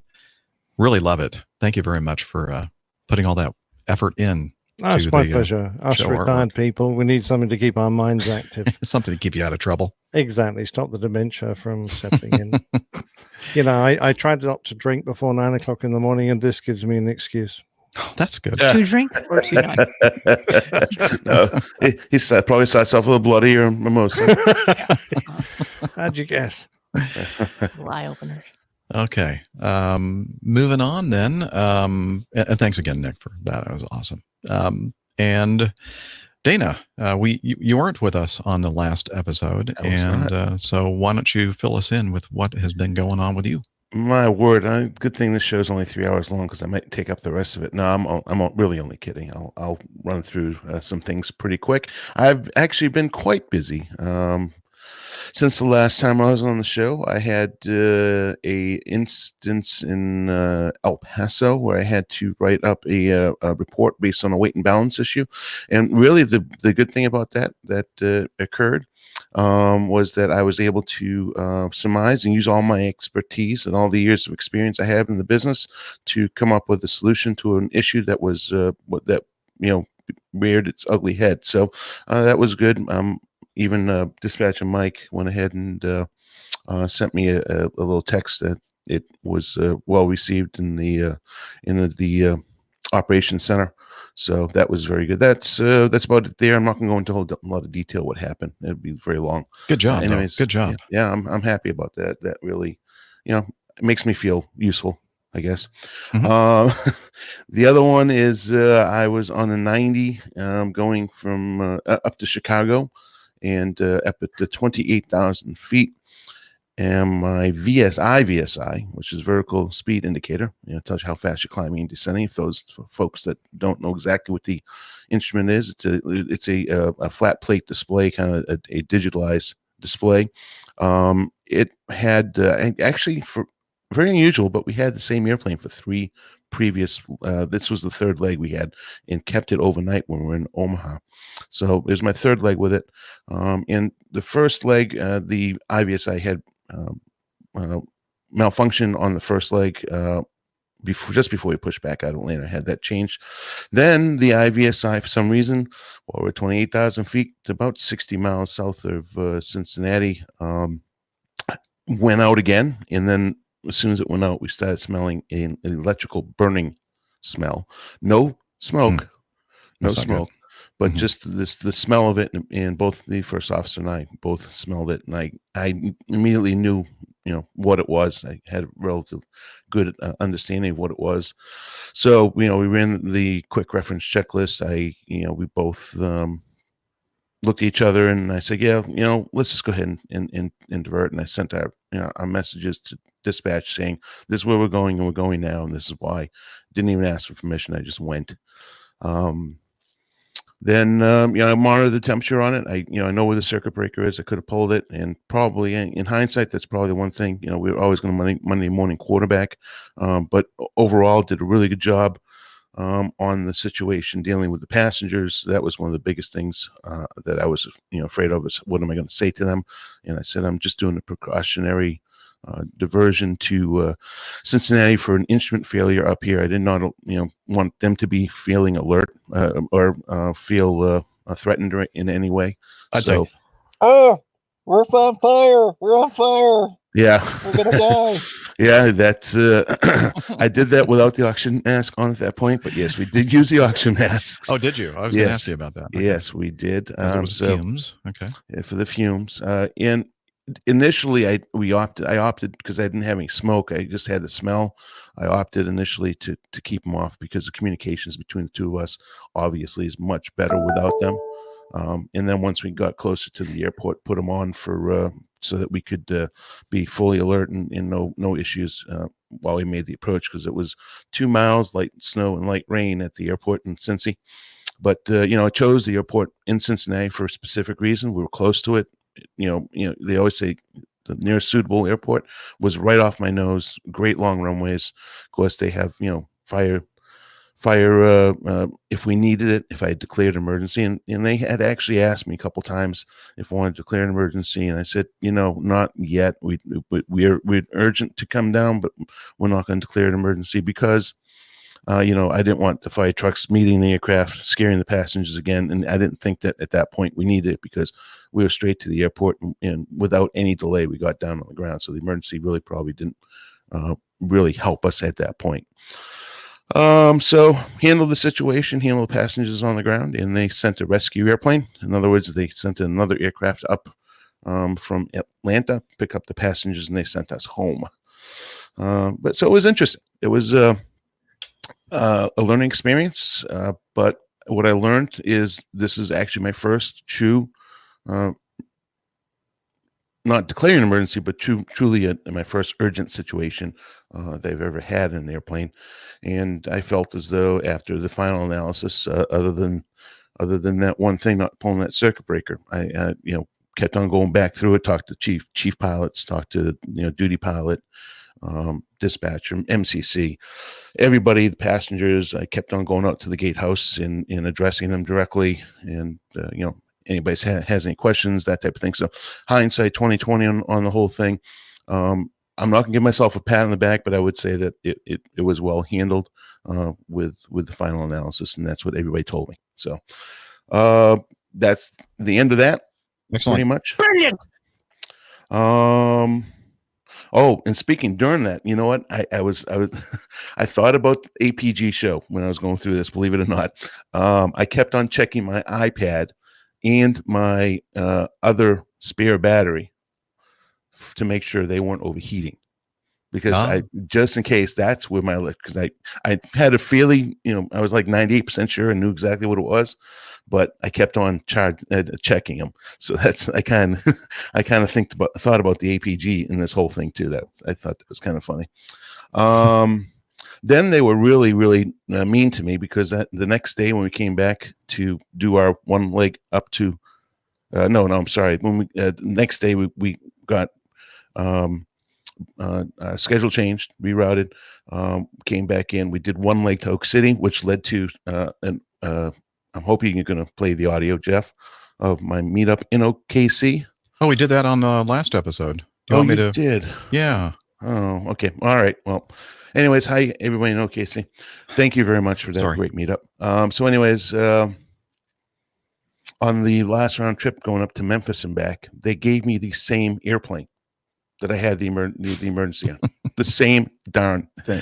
So I already had known the history on it. I was very hesitant to take it. Was not going to accept it, but then I started thinking, well, it's a beautiful, clear day. I already know what the problem is, and if it rears its ugly head again, then I know exactly how to handle it. So I felt relatively sure that it wouldn't be an issue, and if it was, I knew exactly how to resolve the issue. And with that, who better to fly the airplane, really, at that point, to be honest with you. So I decided to take it. Then two other things happened. I went to the best class I've ever had in my airline career, pilot or ground or anything else. We have a class. It's a captain's class, and it's a class of 4 captains by captains, and spent 2 days listening to all different representatives from the company, and including legal, including the president of the company, including all these different divisions, and it was a fantastic class, of pilots talking about pilot stuff, captains talking about captain stuff. So that was an unbelievably awesome experience. 2 days? Well, when I did it was like a couple hours in one afternoon. Yeah, it was very well done, Jeff. I mean, I honestly, and that's one they asked us for critique, and I honestly said in the critique that I think every 10 years for sure, you should have the opportunity to go back through this class, because it was very informative. I mean, I learned a ton. And, that'd be good, because having several people in the class that have been captains for, let's say, 10 years would, lending their experience would be very helpful, I think. Yeah, and that's exactly what it is. I mean, we were basically telling stories, and there's a lot of thought-provoking. Of course, I told them about the IVSI situation, but there's a lot lot of thought-provoking, interesting topics that we talked about. So it was just a very well-run class, and I have to put take my hat off to both the instructors who did an unbelievable job as well. And the last thing, you're still wearing your hat though. Yes. Oh, okay, there you go. Now I'm bald. Now Good point. I'm bald. All Yes, thank you for that observation.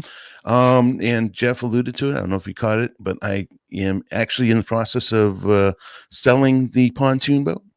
Going to be listing it soon because, well, we decided that we liked the lake so much that we were tired of driving back and forth every day and doing all the work. So we bought a 2005 cabin cruiser. It's a 34-foot boat, and we just took delivery of it on Thursday. So that's it. Excellent. Looking forward to an APG retreat. Yes. Cabin Yes. We can sleep on this thing. I've got a kitchen. I've got a couch. I've got a lot of room. It can't hold quite as many people. We all have to sleep in that one bed. You have to all sleep with me. All right. I'm only kidding.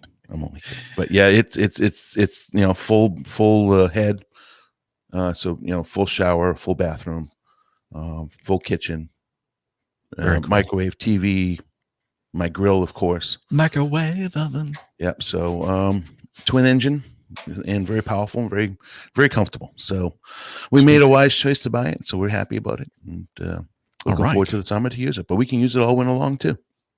Wow, I can't wait to see it and ride on it. Drive it into the shallows. Hey, be gentle to my new baby, okay? Okay. Going off right I wouldn't let Jeff drive the boat. I'm just hey, could you write 500 on the side for us, Dana? Of course I could. Oh, yeah, sounds good. As a matter of fact, we named the boat. We named it, and this is something that I say all the time. We almost went with Boston Sea Party, but I looked at it and I did the graphics on it and said, no, it doesn't look right. So we went with Living the Dream. Living the Dream. Yes. I love it. Very good, Dana. That's what we went with. Very good. That's better than work. Well, I saw one that I really liked, actually. It was not KNOT on call. No, I need that one. That's one I looked at that and said, oh, that's really good. Yeah. That would be my boat. I should put that on. I don't think our boat has a name. So yeah, you got to name it. Sorry I've taken up so much time, but I did have a lot actually for change. Well, you weren't here for a couple, so yeah. And there's been a lot of things that have happened. Glad you were back, and interesting stories. Thank you for telling us about them. Okay, let's see here. My turn. Well, I flew a 3-day trip with Sean Lynch, and we've flown together several times. He lives down in the Bradenton area, and we were supposed to go to Greensboro, kind of a short layover, and then the next day a long Greensboro layover. And I was going to meet up, or we were going to meet up with a couple folks, RH and AG, just to throw out some letters or initials. And that didn't happen because when we were flying to Atlanta that morning, they said, nope, you're not going to go back to Greensboro. You're going to go to Buffalo, New York. And I thought, okay, that's bad news. Except the good news, the silver lining, is that we know somebody, a very prominent person in the APG community. She is our librarian. Her name is Tiffany. She caught wind that I was going to be up in the Buffalo area, and she took the half a day off, or maybe the full day off, I'm not sure, but she took the train down to the downtown area near the hotel. I don't know if that's technically downtown, but it's close. And we walked in the, I don't know, it was like 21 degrees or something. It was very cold with a pretty stout wind.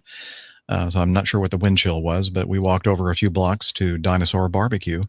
And so Sean and Tiffany and I had a great lunch at Dinosaur, and a great conversation afterwards. So, and during, I guess. But it was great seeing you, Tiffany, and thanks for taking the time out to ride the train down to meet with us for lunch. Really enjoyed that. And just if you're interested in aviation literature, and I think it's mostly aviation related, check out the APG library on our website. And Tiffany is the one that manages that. And if you have any suggestions for her for great books related to aviation, send her an email, and I think it's Tiffany at airlinepilotguy.com. I think that's the one that works. Did you set up these email addresses? I think I did. Okay. Anyway, just go to the page. I think that somewhere on that page has a way for you to contact her, and that will be the probably safest thing to do. All right. Oh, now Nick was bragging about his gin that he received from Stefan and Kirsten Brosch. Guess what I found in the APG PO box? It was all wrapped up, and it's a nice what do you call it? Crockery work or what is it called? Stonework.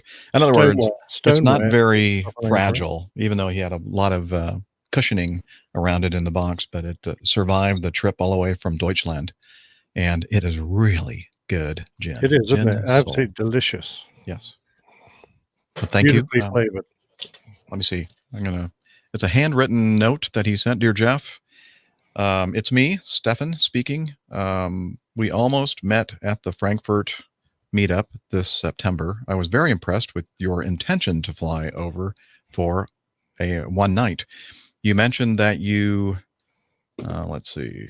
Hang on a minute. If I just say I intend to go to Germany, I'm going to get another bottle. That's a really good deal. I'm try it. I'm going to go to Germany. I'm going to go to Germany twice. I really am going to. Stefan is going to get bombarded by people in our APG community. We're thinking about going. Yeah. Here's my address. I have to go to Frankfurt, though. Yeah. It's not where I was going to go. No, don't. You have to say you're going to Hamburg. Oh, Hamburg. Oh. Okay. Oh, that's true. That's where it comes from. I've got friends there too. So yeah. Well, you can go and buy your own then. Fine. So, may I continue reading his note? Sorry. No. Yeah.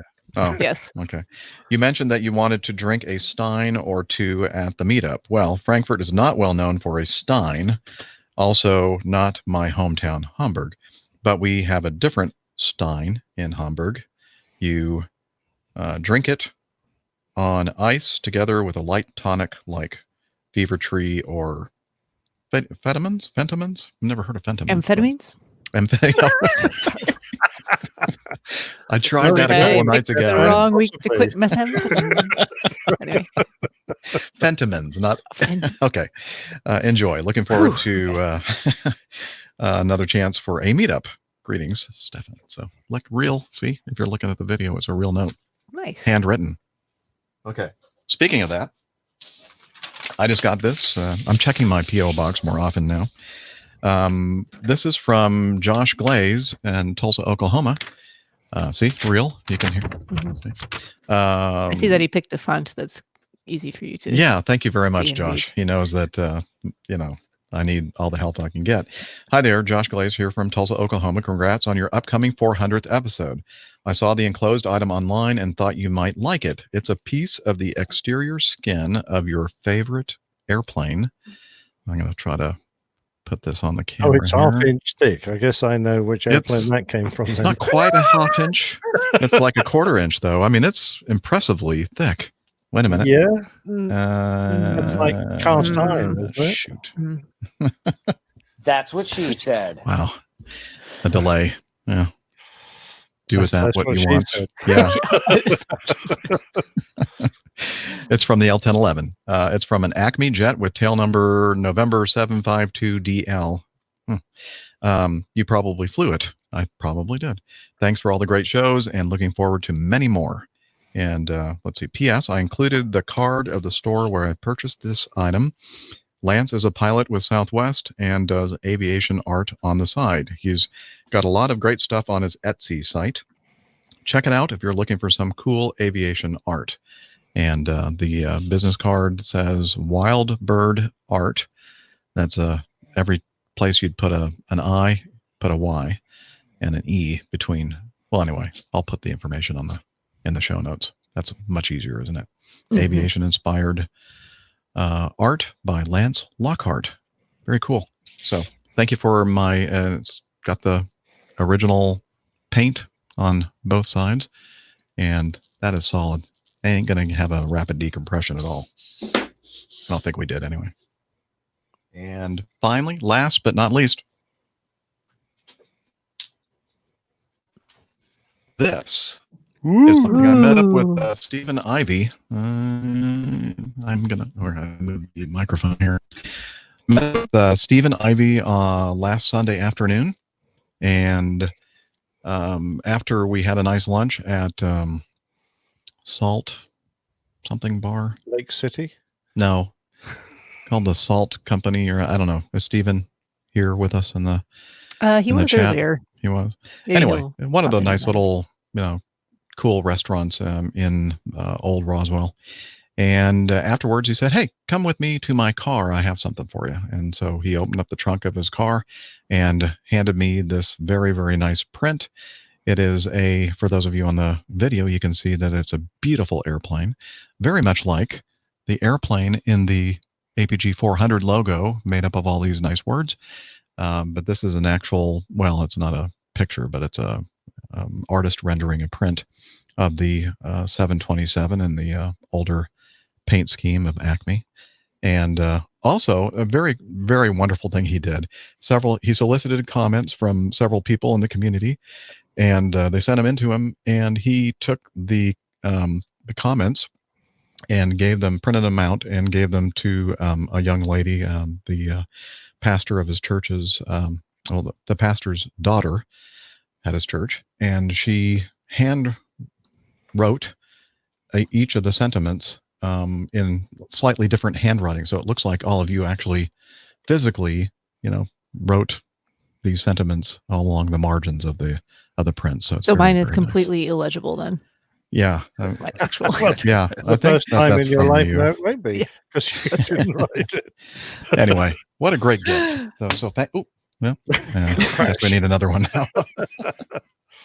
Very nice, Jeff. That's great. Lovely gift. That was very nice. Absolutely. Well done, Awesome. Very nice. Well done. And thank you for all the wonderful sentiments from everybody expressing your appreciation for the show. And it's, of course, not just me. It's everybody you see here, including the person you can't see, producer Liz.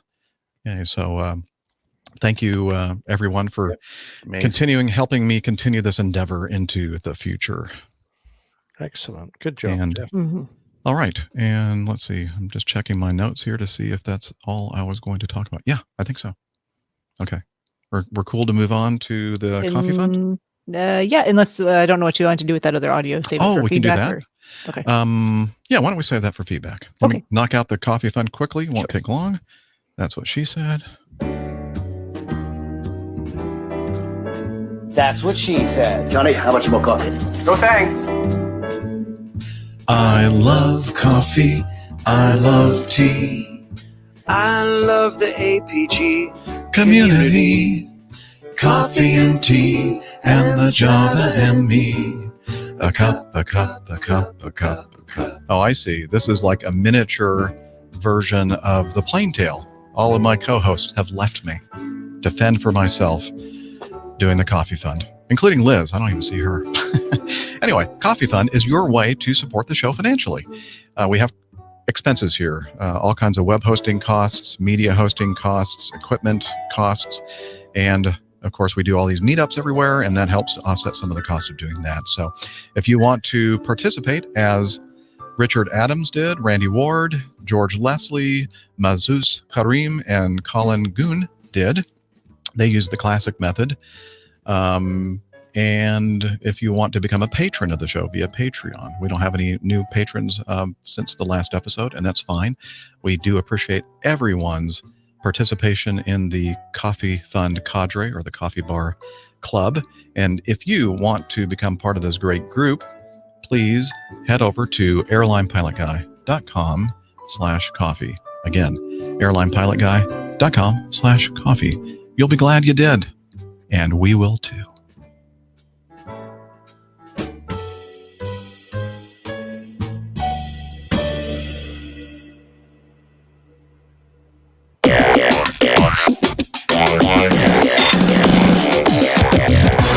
Captain, incoming message.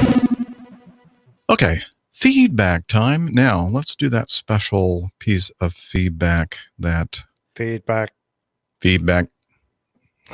Stephanie, you kind of relayed to me. Where do we put that? I don't know. It went in the junk I put it into the current folder. There we go. Yeah. Okay, I see it now. Thank you. All right. I do apologize if I'm breaking up here. I don't know why. I'm supposed to have pretty decent internet bandwidth, but apparently it's not great today. So thank you for hanging in there anyway. All right. A piece of feedback from some folks somewhere. Who would have thought all those many years ago when I was working within the print industry that a certain podcast would get me through some rather hideous 8-hour shifts? Well, it's safe to say that I listened right back from episode number 1, and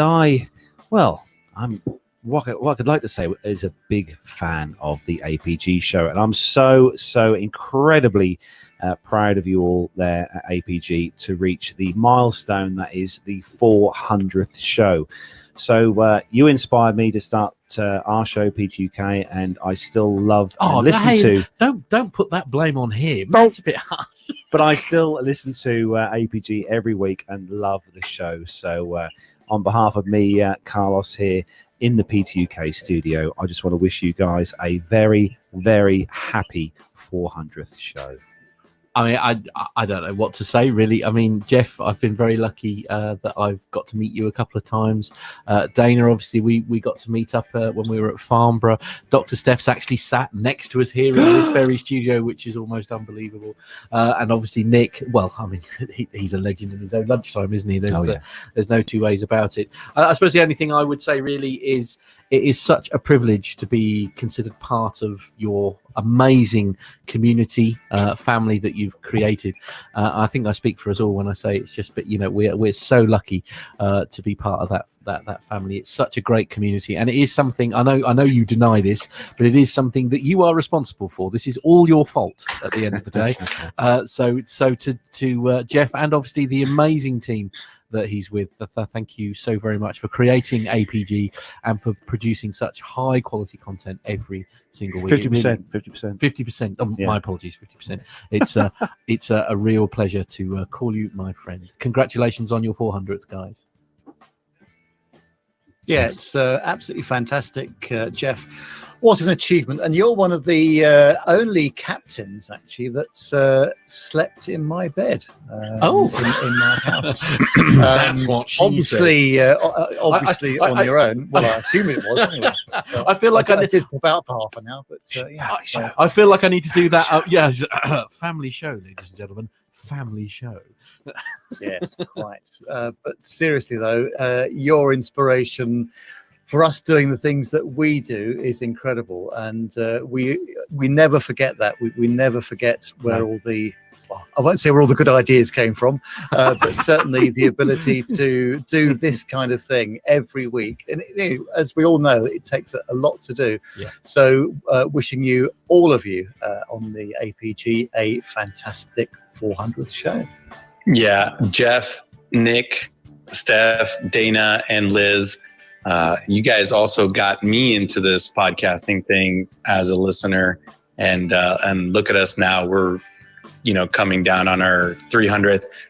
It's been great to have you not just as co-casters, if that's a word, but also becoming friends with you guys over the last couple of years.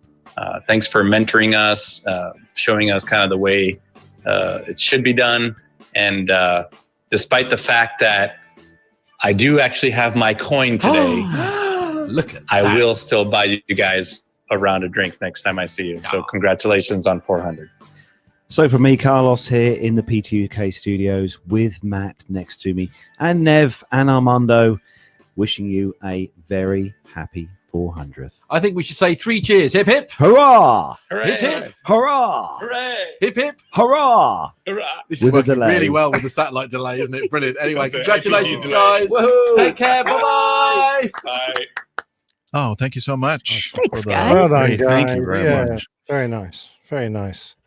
Yeah. You could do with some editing there, but Some leveling. Well, too. in fairness to them, Leveling there at is the actually a level. very nice video version of that, but it's just No, I a little will complicated to see if I can figure out a plan way to for. put I can do that. I can upload it to YouTube and then put a link there, and then people can see the video if they want to There you go. see the It just right now the system that we're using, StreamYard, doesn't do a great job with playback on video, and but I'm sure that they're working on improving that.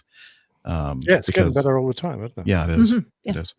So just Doesn't decided mean we'll that. actually figure out how to use all that technology. So Well, that's another thing. Yeah, probably not. There. Thank you. I was including myself in that too. I could barely just Uh-huh. manage to log in here and join you on a weekly basis.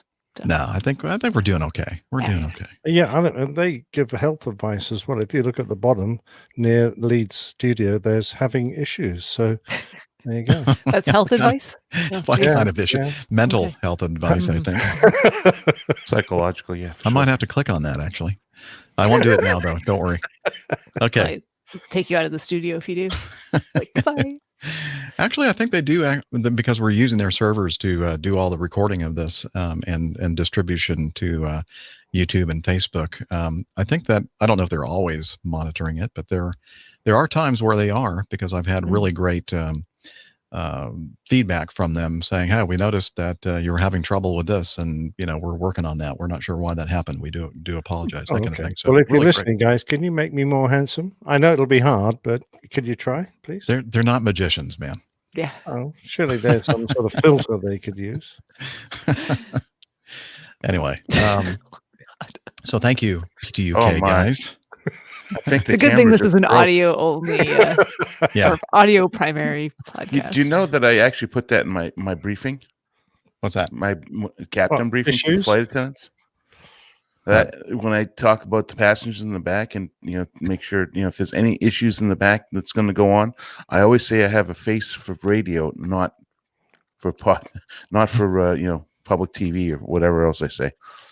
I have a face for radio. Yes. We have a Otherwise, face you for don't want to go broadcasting. back and deal with them. Is that what you're saying? I'm saying, yeah.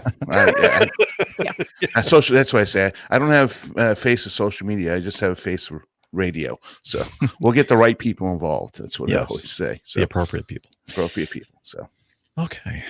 Well, great. Well, I think we should move on to our real feedback. What do you think? Yes, please. Okay. Good. We'll start. I don't know. We again, Liz is very, very. What's that? She's hopeful, very ambitious. Hopeful. Yes, that we're going to be able to knock out a bunch of these, but we'll do our best. Okay, let's go. First one, Mark. Good day, crew. Enjoying another brilliant and insightful episode, APG 398. And I heard a quick reference to our accepted system of schooling for upcoming pilot trainees, where students tend to quickly become a teacher, CFI, and use that as a way to build time and get paid as they work toward a flying career. To me, this has always sounded like not the best way to train our upcoming students. Low time, low experience young CFIs just trying to build their time teaching the young students who are just behind them in the training timeline. I would think that the early stages of training are the critical moments when we need to be instilling our students with the absolute best quality of experienced training that we can helping to ingrain good practices early on, and also offering as much real life knowledge as possible to those who don't have it yet. I've never felt that having one college student training another slightly less experienced college student is a good system. It seems that in a lot of cases, the teacher, the CFI, may be somebody who is only a few years older and maybe only 2 to 3 years ahead of the student in flight training experience. I just think that it should take quite a bit more flying and learning experience before we give new young pilots a license to teach or train our newer, younger students. Personally, I fell into a great situation back in the 80s where I was assigned an instructor who was an ex-military pilot that had been flying since the end of World War II, as well as in the conflicts that followed. I know for a fact that over the course of my year and a half in the cockpit with him, I was privy to a whole slew of anecdotes and quick teaching moments that I would never have gotten from a 24-year-old CFI fresh out of the same school where I was training. I'm positive that I came out of that school as a much better pilot than I would have with a much younger CFI. Knowing that this is the common industry practice for years, I've always had a little voice in the back of my brain. Yes, there's a lot of echo in that voice, that questions if this is actually a good business model for the civil flying industry as a whole. I don't know if there's any way to actually track or correlate real-world incidents and accidents and relate them directly to the situation.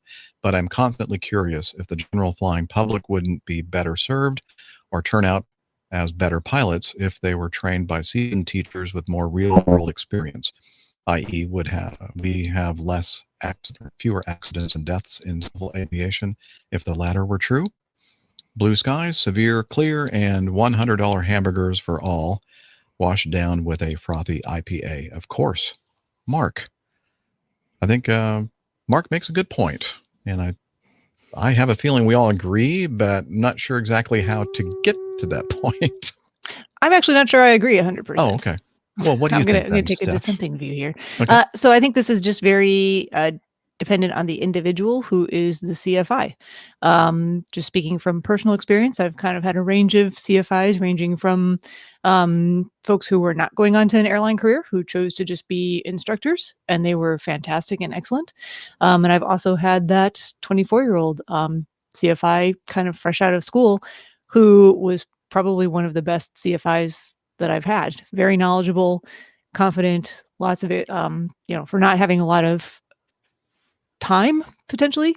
They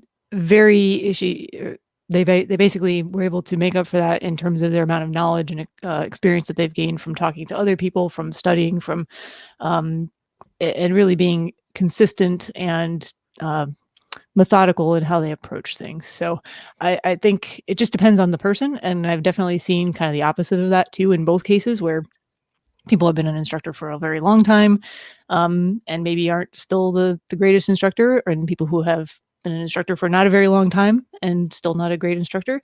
I think it just depends on the individual and their motivations and how they can convey that to their students.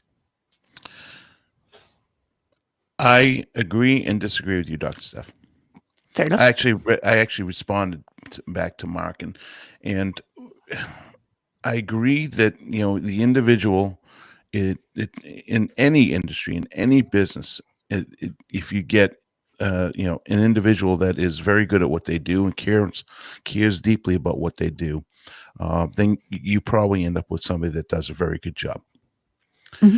Where the fault is, I think, and we are probably all in agreement of this, is that the young instructors that are coming up, unless you come through a very structured program, your chances of having a consistent instructor that is going to do an excellent job throughout entire training program, whether it be for PPL or CFI, all the way up through CFI. I mean, all the ratings in between. Unless you come, you have in a structured program, again, something like a 141 program where you've got a very structured and very a deliberate way of teaching, with some checks and balances and consistency. So if you go to a Part 61, which is what most people do, just go fly around the pattern, and have your run-of-the-mill CFIs, the structure there is not as strong and or good to support a more consistent product, right? So that's what my thinking is on that. Now, I think the ab initio program or a thought process is an excellent idea. For airlines, I wish that we did it more here in the States. Then you can take somebody right from the beginning, and part of the airline involvement with that, and this is what my thought process is just like Jeff and I always end up, we go to the sims. We have very good, for the most part, not all sim instructors at the airline, in the airline business are all great. They're not. Everybody's different, right? So, but at least there's a structured environment that helps to bring up the young pilot in a way that is exposed to more senior pilots that have been around for a lot longer. So that's kind of the captain program I just went through. The same type of deal that Jeff was just talking about. I mean, have a captain that's been a captain for 10 years or more. And we can learn so much from them. So it's almost like the older helping the young. And with an ab initio program, if you have career instructors that, kind of like, I'm going to use me as an example. All right. I'm not a very senior captain, obviously, but I've been around the patch for past 17 years. So let's say my company had an ab initio program and then allowed me to go out and teach as a professional instructor. I would do that working for my company. And so they're going to get a lot better instruction and then the student that's coming through is going to be brought up to be an airline pilot. Whereas the CFI that's, part 61, not very structured, right? There's certain guidelines in which the FAA has to abide by, as a CFI. You have to have, your syllabus and your plans ready. But, again, you're right. It's up to the individual, but I think a big part of it is the structure. Nick? Regime when I was a flying instructor in the military was that the great majority of all the instructors had served on the front line for at least one tour and came back with 3 or more years of frontline flying experience before they became QFIs. But we did have a system called where we would cream off the top of a course, and 1 or 2 of those guys would be put back into the system to become QFIs. They were always nicknamed creamers. The system was that they went 6 months learning to become QFIs, serve 1 tour, and then the sort of bone at the end of the punishment, as it were that they would then be allowed to move on to whatever frontline aircraft they chose to. So that was the kind of thing that kept them happy, because no one really wanted to go off and then re-enter the training system even as a QFI. Now, having met some of those and worked with some of those creamers, they were top-notch blokes. Because they were top of their course, they were great. They really did take their job very seriously. They had great empathy with their students because they were only just through the system themselves, and they didn't have a lot of the cynicism that some of the other guys, other QFIs who'd been on the front line and were now doing what they consider to be a tedious job they didn't volunteer for. They didn't have that cynicism. So I think it can work in some circumstances, and certainly we're seeing from the chat room that some people have had some great experiences with young CFIs. But as an overall, I dislike the system enormously, because you don't get that. You always get that one guy in 100 that, or the one girl in 100 that's brilliant and really devoted to working hard to get you through them. The majority of the time, I would assume you would get someone who was in it just to do their hours. From that point of view, actually, you generate a good pilot from the CFI that the airline's going to get. The CFI obviously is going to learn a lot more teaching other people to fly, and they will, when they move to the airlines, be a better pilot. But I'm not necessarily sure that the product that they bring on is the best thing that we can have. Having said that, where else are you going to get all these CFIs from? You're not going to be able to get people out of the airlines unless they're your age or my age, Jeff, and people probably wouldn't be willing to do it then. So I don't know where you are. You're left with the system you've got, and that's it. Yeah, and I think with this system, there's a lot. I have to put that there'd be more value with an ab initio type of program, because basically you're taking somebody from brand new and training them to the standards that an airline pilot needs to be in order to operate in our complex environment. So you're basically bringing them up from a puppy. Then if you have somebody just boring holes around in the sky, building hours, you can argue that there's some experience in there, obviously, but the benefit is I think greater to have a structured program where you're following a syllabus and you're out there really learning. But I agree. I don't know how we solve this problem. Now, in my own experience, with the exception of the pilot screening program that I went through, a very short course to make sure that before they tried to make me into an Air Force officer, that I would actually have the stick and rudder skills to actually fly an airplane. When I ended up in undergraduate pilot training in the Air Force, my instructor was what we called a FAPE, First Assignment Instructor Pilot. And so he had just basically gone through the program himself and went to a 3-month school at Randolph, pilot instructor training, came back, and I was one of his first students. Now, the pilots that they picked to come back are not average or below average. They're the above average students in the class or higher, and maybe even at the top of their class. And so there's some quality control there.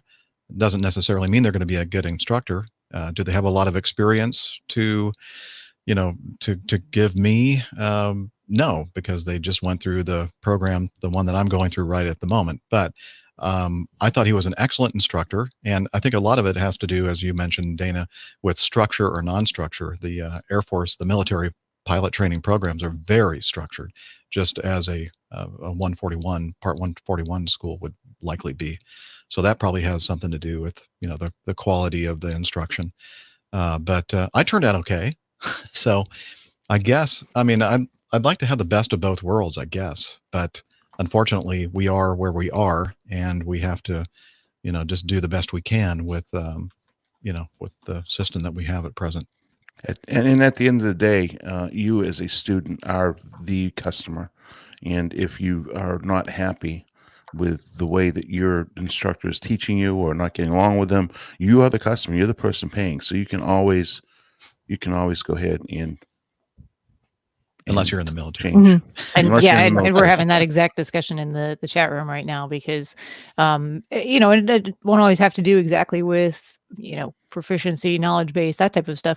It can be a whole host of other things too. It may be personality or just the way you get along with someone, and you're not going to learn as well from that person as you might from someone else who matches your way of learning, your personality a little bit better too. So if you're out there and you're training and you just feel like, gosh, we're just not getting anywhere, might not be a bad idea to try out a different instructor. Don't hesitate to do that. It's kind of like how I feel when I'm flying with all these youngsters sitting in the right seat. I feel like the old dog now, and I don't have a whole lot in common with them anymore. So it's listen, generational issues too. I mean, I get a lot of experience, but maybe I'm not up to date with all the current rules, regulations, and all technology, right? As an instructor. You're not hip with the kids anymore. Not hip, exactly. Yeah.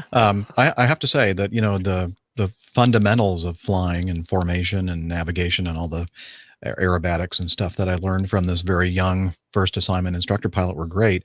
But where I really learned a lot about flying was when I went flying with my flight squadron leader, or flight captain or commander, I forgot what we called them.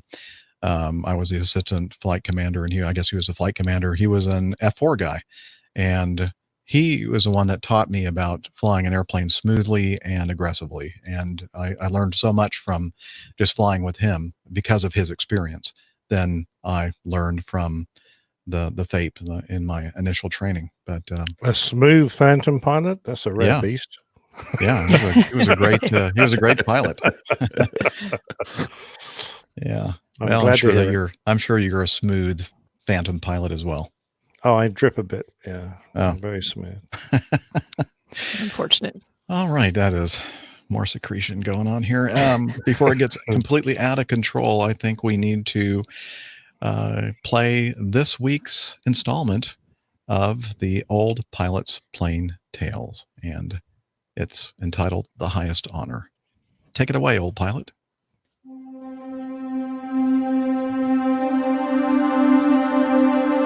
The Old Pilot's Plain Tales, The Highest Honor.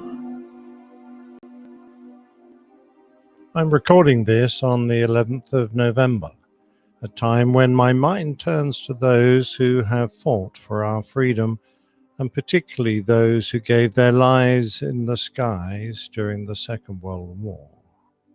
I've read many stories of bravery, but these two stand out. I guess we all have a natural fear of fire. I have had the experience of being badly burned, so I have a strong aversion, but despite that, I find the particular heroism it takes to tackle fire remarkable, and I commend these stories to you. James Ward was born in New Zealand in 1919, just after the end of the First World War. The little coastal town of Wanganui must have felt a long way from the troubles that were brewing in Europe as he grew up. He was trained as a teacher, and at the start of the Second World War, he enlisted in the Royal New Zealand Air Force. Jimmy was a shy and modest man, but was accepted for pilot training and trained at Thierry and Wigram until he qualified as a sergeant pilot. He sailed off to Britain in 1941 and started at No. 20 Operational Training Unit at Lossiemouth in Scotland, flying the Vickers Wellington bomber. Jimmy was charmed by the Scots, but of the climate, so different from sunny Wanganui, he wrote home saying to his family, "Fog in the morning, sunshine for an hour, mist in the afternoon. Mother, oh mother, what a climate."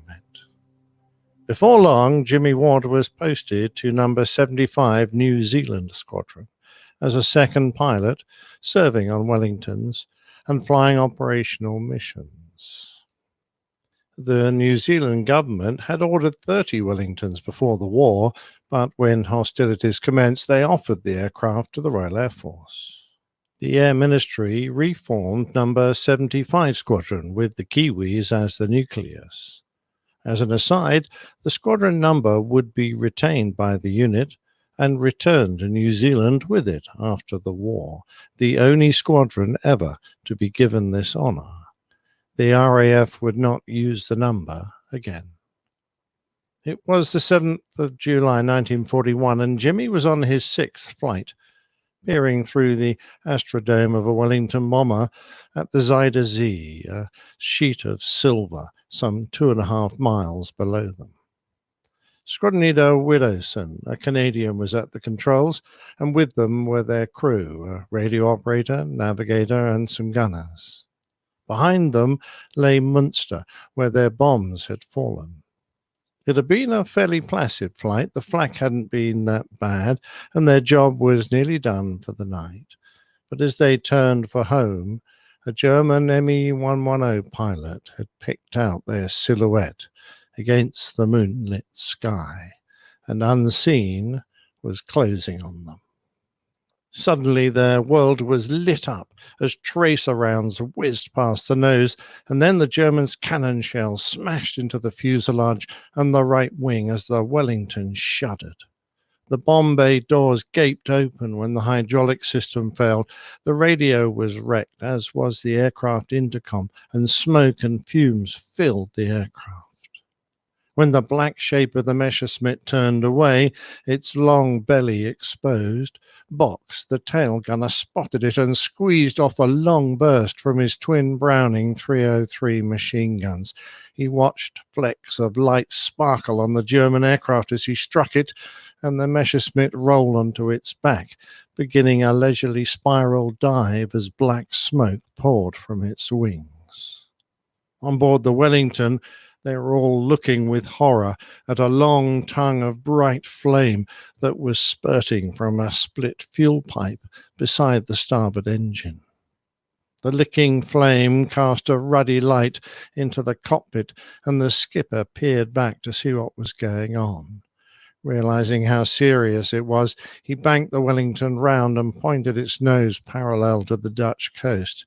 Jimmy Ward clambered into the cockpit and leaned over the Canadian's shoulder. "Tell the chaps to put their parachutes on. Prepare to jump for it," Widowson yelled over the engine's roar. "Oh, and see if you can put that bloody fire out." In the middle of the fuselage, the crew tore at the canvas covering, opening up a large hole. Through this, they emptied the contents of a fire extinguisher and even threw the coffee from their flasks, but the liquid was caught by the fierce slipstream and carried aft before it could do any good.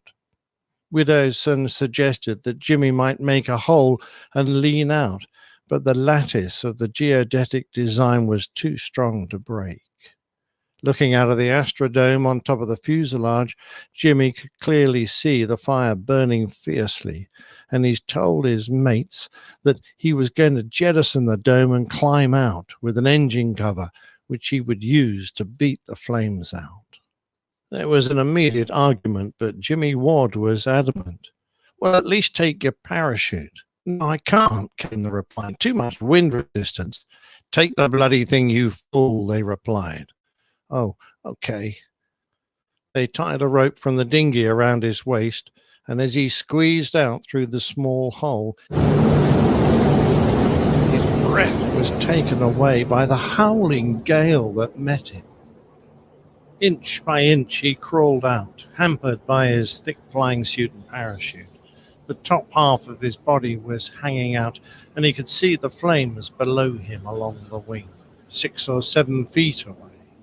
When he was finally out and hanging onto the rim of the hatch, he started kicking at the fuselage to make footholds. His body was lifted savagely by the airflow and slammed back down again, but he persevered, making one hole after another. Inch by inch, he crawled towards the flames. Soon he was faced by not only the roaring airflow, but the buffeting of the propeller's slipstream as well. The wind tore at him, lifted him, and flung him back against the wing, but desperately he hung on. He began to feel the searing pain in his arms and legs as they took the terrible strain. He pulled at the flapping engine cover and plunged it into the gaping hole in the wing, pushing it towards the flames. He held it there until the strain on him became so much he had to pull his arm back. Immediately the wind whipped the cover to the edge of the hole and he had to push it back in again. Again the cover flapped out of the hole, but this time the screaming airflow won, and in a second it was gone into the black night. Jimmy was exhausted by his efforts and dazed from being thrashed against the wing, but although the flame was still there, it had moved and it wasn't spreading anymore. There was nothing more he could do. Wearily, he started to crawl back towards the hatch. It was only a few feet, but it felt like a mountain to climb as he found his footholds and he inched his way along the wing and back up the fuselage. His mates were keeping the rope taut and doing their best to help. With pain racking his arms, he reached the edge of the hatch, and at last eager hands grabbed him and pulled him back to safety. In the long fuselage, the calmness and peace was a huge relief. Whilst he rested, the skipper was staring at the fire. It was still a worry, but Jimmy's efforts had ripped the surrounding fabric away, and there seemed little chance of it spreading. As they turned for home, the fire blazed up again, but then died back and completely disappeared. It had gone. The crew was safe, and before long they were able to make an emergency landing at Newmarket. That summer, James Allen Ward was summoned to number 10 Downing Street, the 300-year-old home of the Prime Minister, Winston Churchill. The redoubtable Prime Minister regarded the shy, reluctant hero with some compassion and said, "You must feel very humble and awkward in my presence." "Yes, sir," managed Ward. "Then you can imagine how humble and awkward I feel in yours," said Churchill. Later that year, this quiet school teacher from Wanganui was awarded the Victoria Cross by his king, George VI, the highest and most prestigious honour for valour that it was possible for him to receive. Struck by the jewellers Hancocks of London from the metal of captured bronze cannon, it is a simple cross on a wine-red ribbon, marked by the crown of St. Edward, surmounted by a lion, with the uncomplicated motto, "For Valour." Officially, it is only given for the most conspicuous bravery in the presence of the enemy. Jimmy Ward was to be only one of 8 recipients of the Victoria Cross during the Second World War to come from the land of the long white cloud, and he was the first New Zealand airman to be honoured so. By the time Jimmy met the King, he was experienced enough to have his own aircraft and crew. A month or so later, he was on his 11th operational mission, his 5th as a captain, when he took off bound for Hamburg. As they approached their target, a searchlight weaving around the sky caught them in its beam. Flak exploded all around, making the big machine jump, and suddenly the Wellington was hit. Their bombs fell from the aircraft, but it was on fire, and this time the flames got a strong grip on the wing. As the wounded machine spiraled towards the earth, Jimmy ordered his crew to abandon their aircraft. 2 parachuted to safety, but then the Wellington ploughed into a field and erupted into a massive firebomb, killing Jimmy Ward and the others still on board. This second story takes us initially to Adamsville in Alabama. Henry Irwin was not a privileged man. He grew up fatherless and in poverty, but with a strong religious faith. He was called to active duty as an aviation cadet with the Army Air Force, but unable to succeed as a pilot, he became a radio operator and graduated in 1944 in time to join the 52nd Bombardment Squadron, which soon shipped out to the Asia-Pacific Theater in early 1945. His unit flew the B-29 Super Fortress, and Irwin, called Red by his crewmates, did well. In the spring of 45, his aircraft had participated in a series of unescorted bombing strikes against cities in the heart of Japan, for which he was awarded 2 air medals given for acts of heroism or meritorious achievement. On the 12th of April, he was airborne again in the aircraft City of Los Angeles, a B-29 piloted by Captain George Simmerall. Their task was to make a low-level attack on a chemical plant about 120 miles north of Tokyo. It was their 11th combat mission. Along with his usual tasks, it was Irwin's duty to mark their designated assembly area by dropping phosphorus smoke bombs through a chute in the aircraft's floor, a task made doubly difficult due to the presence of Japanese fighters and anti-aircraft fire. At the allocated moment, Red pulled the pin from a bomb and released the device into the delivery chute. But the fuse malfunctioned, and the phosphorus ignited, blowing the canister back up the chute and into Red's face, blinding him, searing off an ear and obliterating his nose. Phosphorus, or Willy Pete as it's sometimes referred, reacts with air and burns at around 1300 degrees.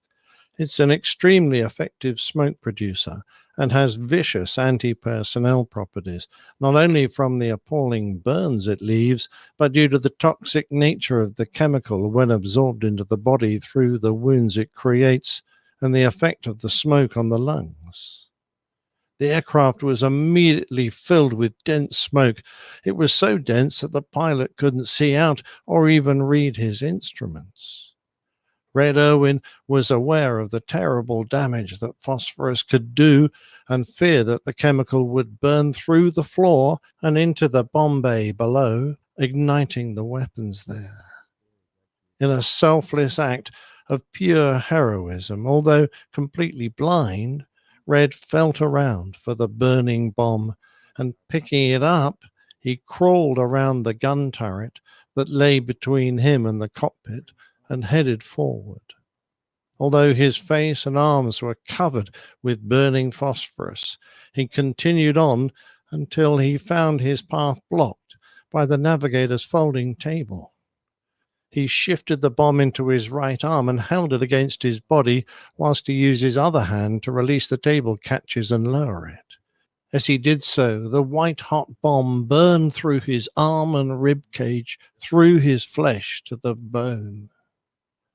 Finally, like a walking torch, he stumbled into the cockpit and threw the bomb out of the pilot's open window before collapsing to the floor, still completely aflame.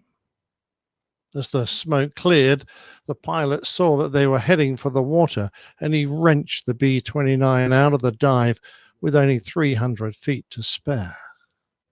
Red Owen was grievously wounded, but he remained conscious. Despite the excruciating pain, he spoke only to ask if the rest of the crew were okay.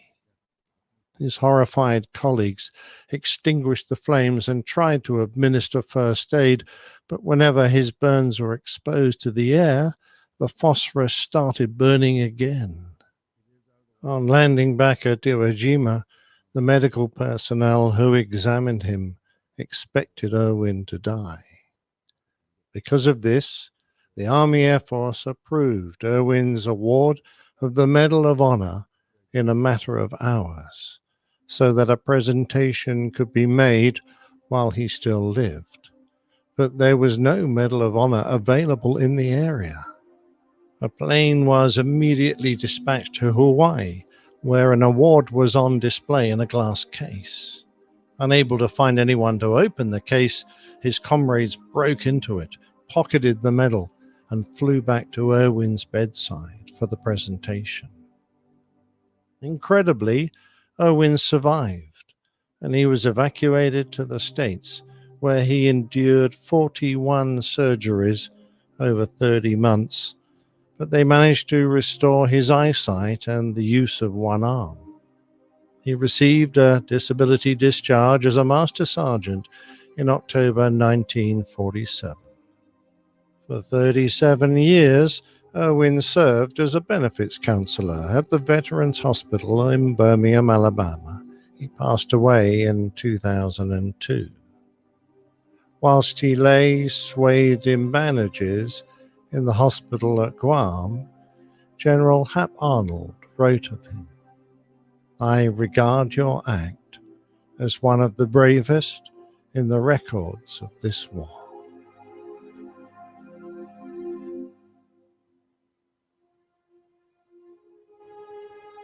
Wow. Another moving plain tale. Thank you, Captain Nick. Oh, it's my pleasure. Those two stories just stunned me when I read them. And of course, we've just had Veterans Day. We've just had Remembrance Day. So it just seemed an appropriate time to remember some of the amazing things the young men of World War II did. Truly amazing.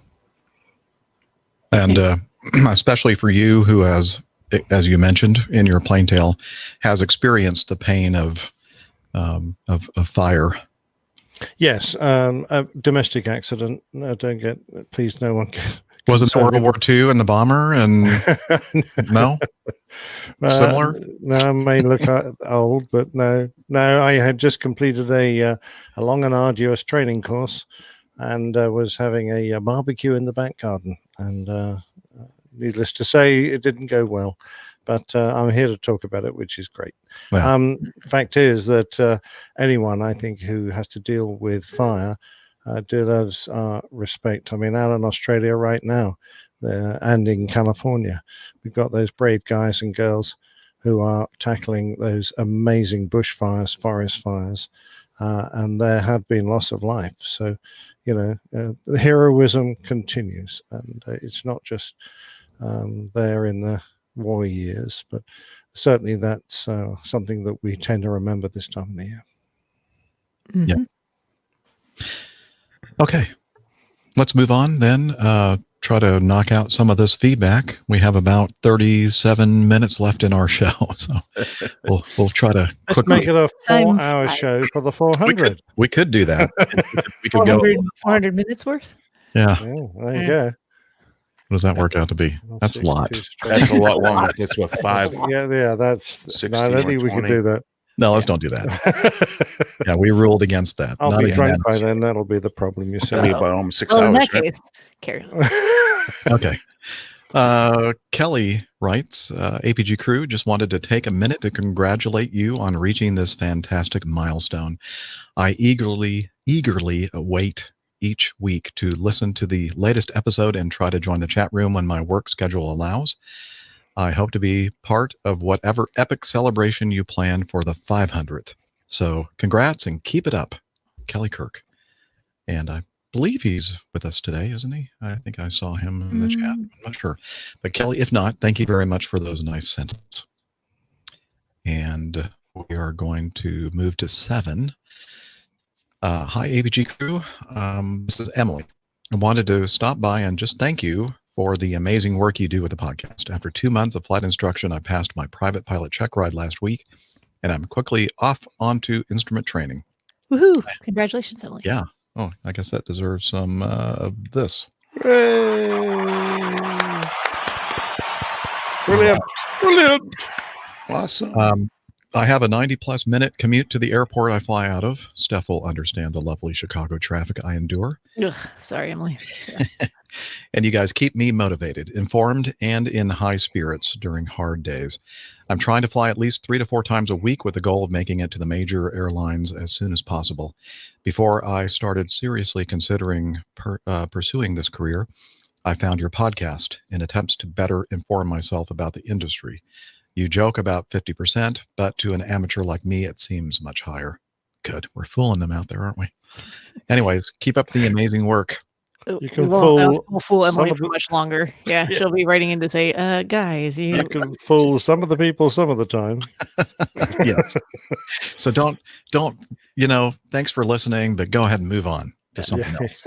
Well, definitely feel free to send that feedback in when you notice our errors, Emily. Yeah, then move on. Yeah.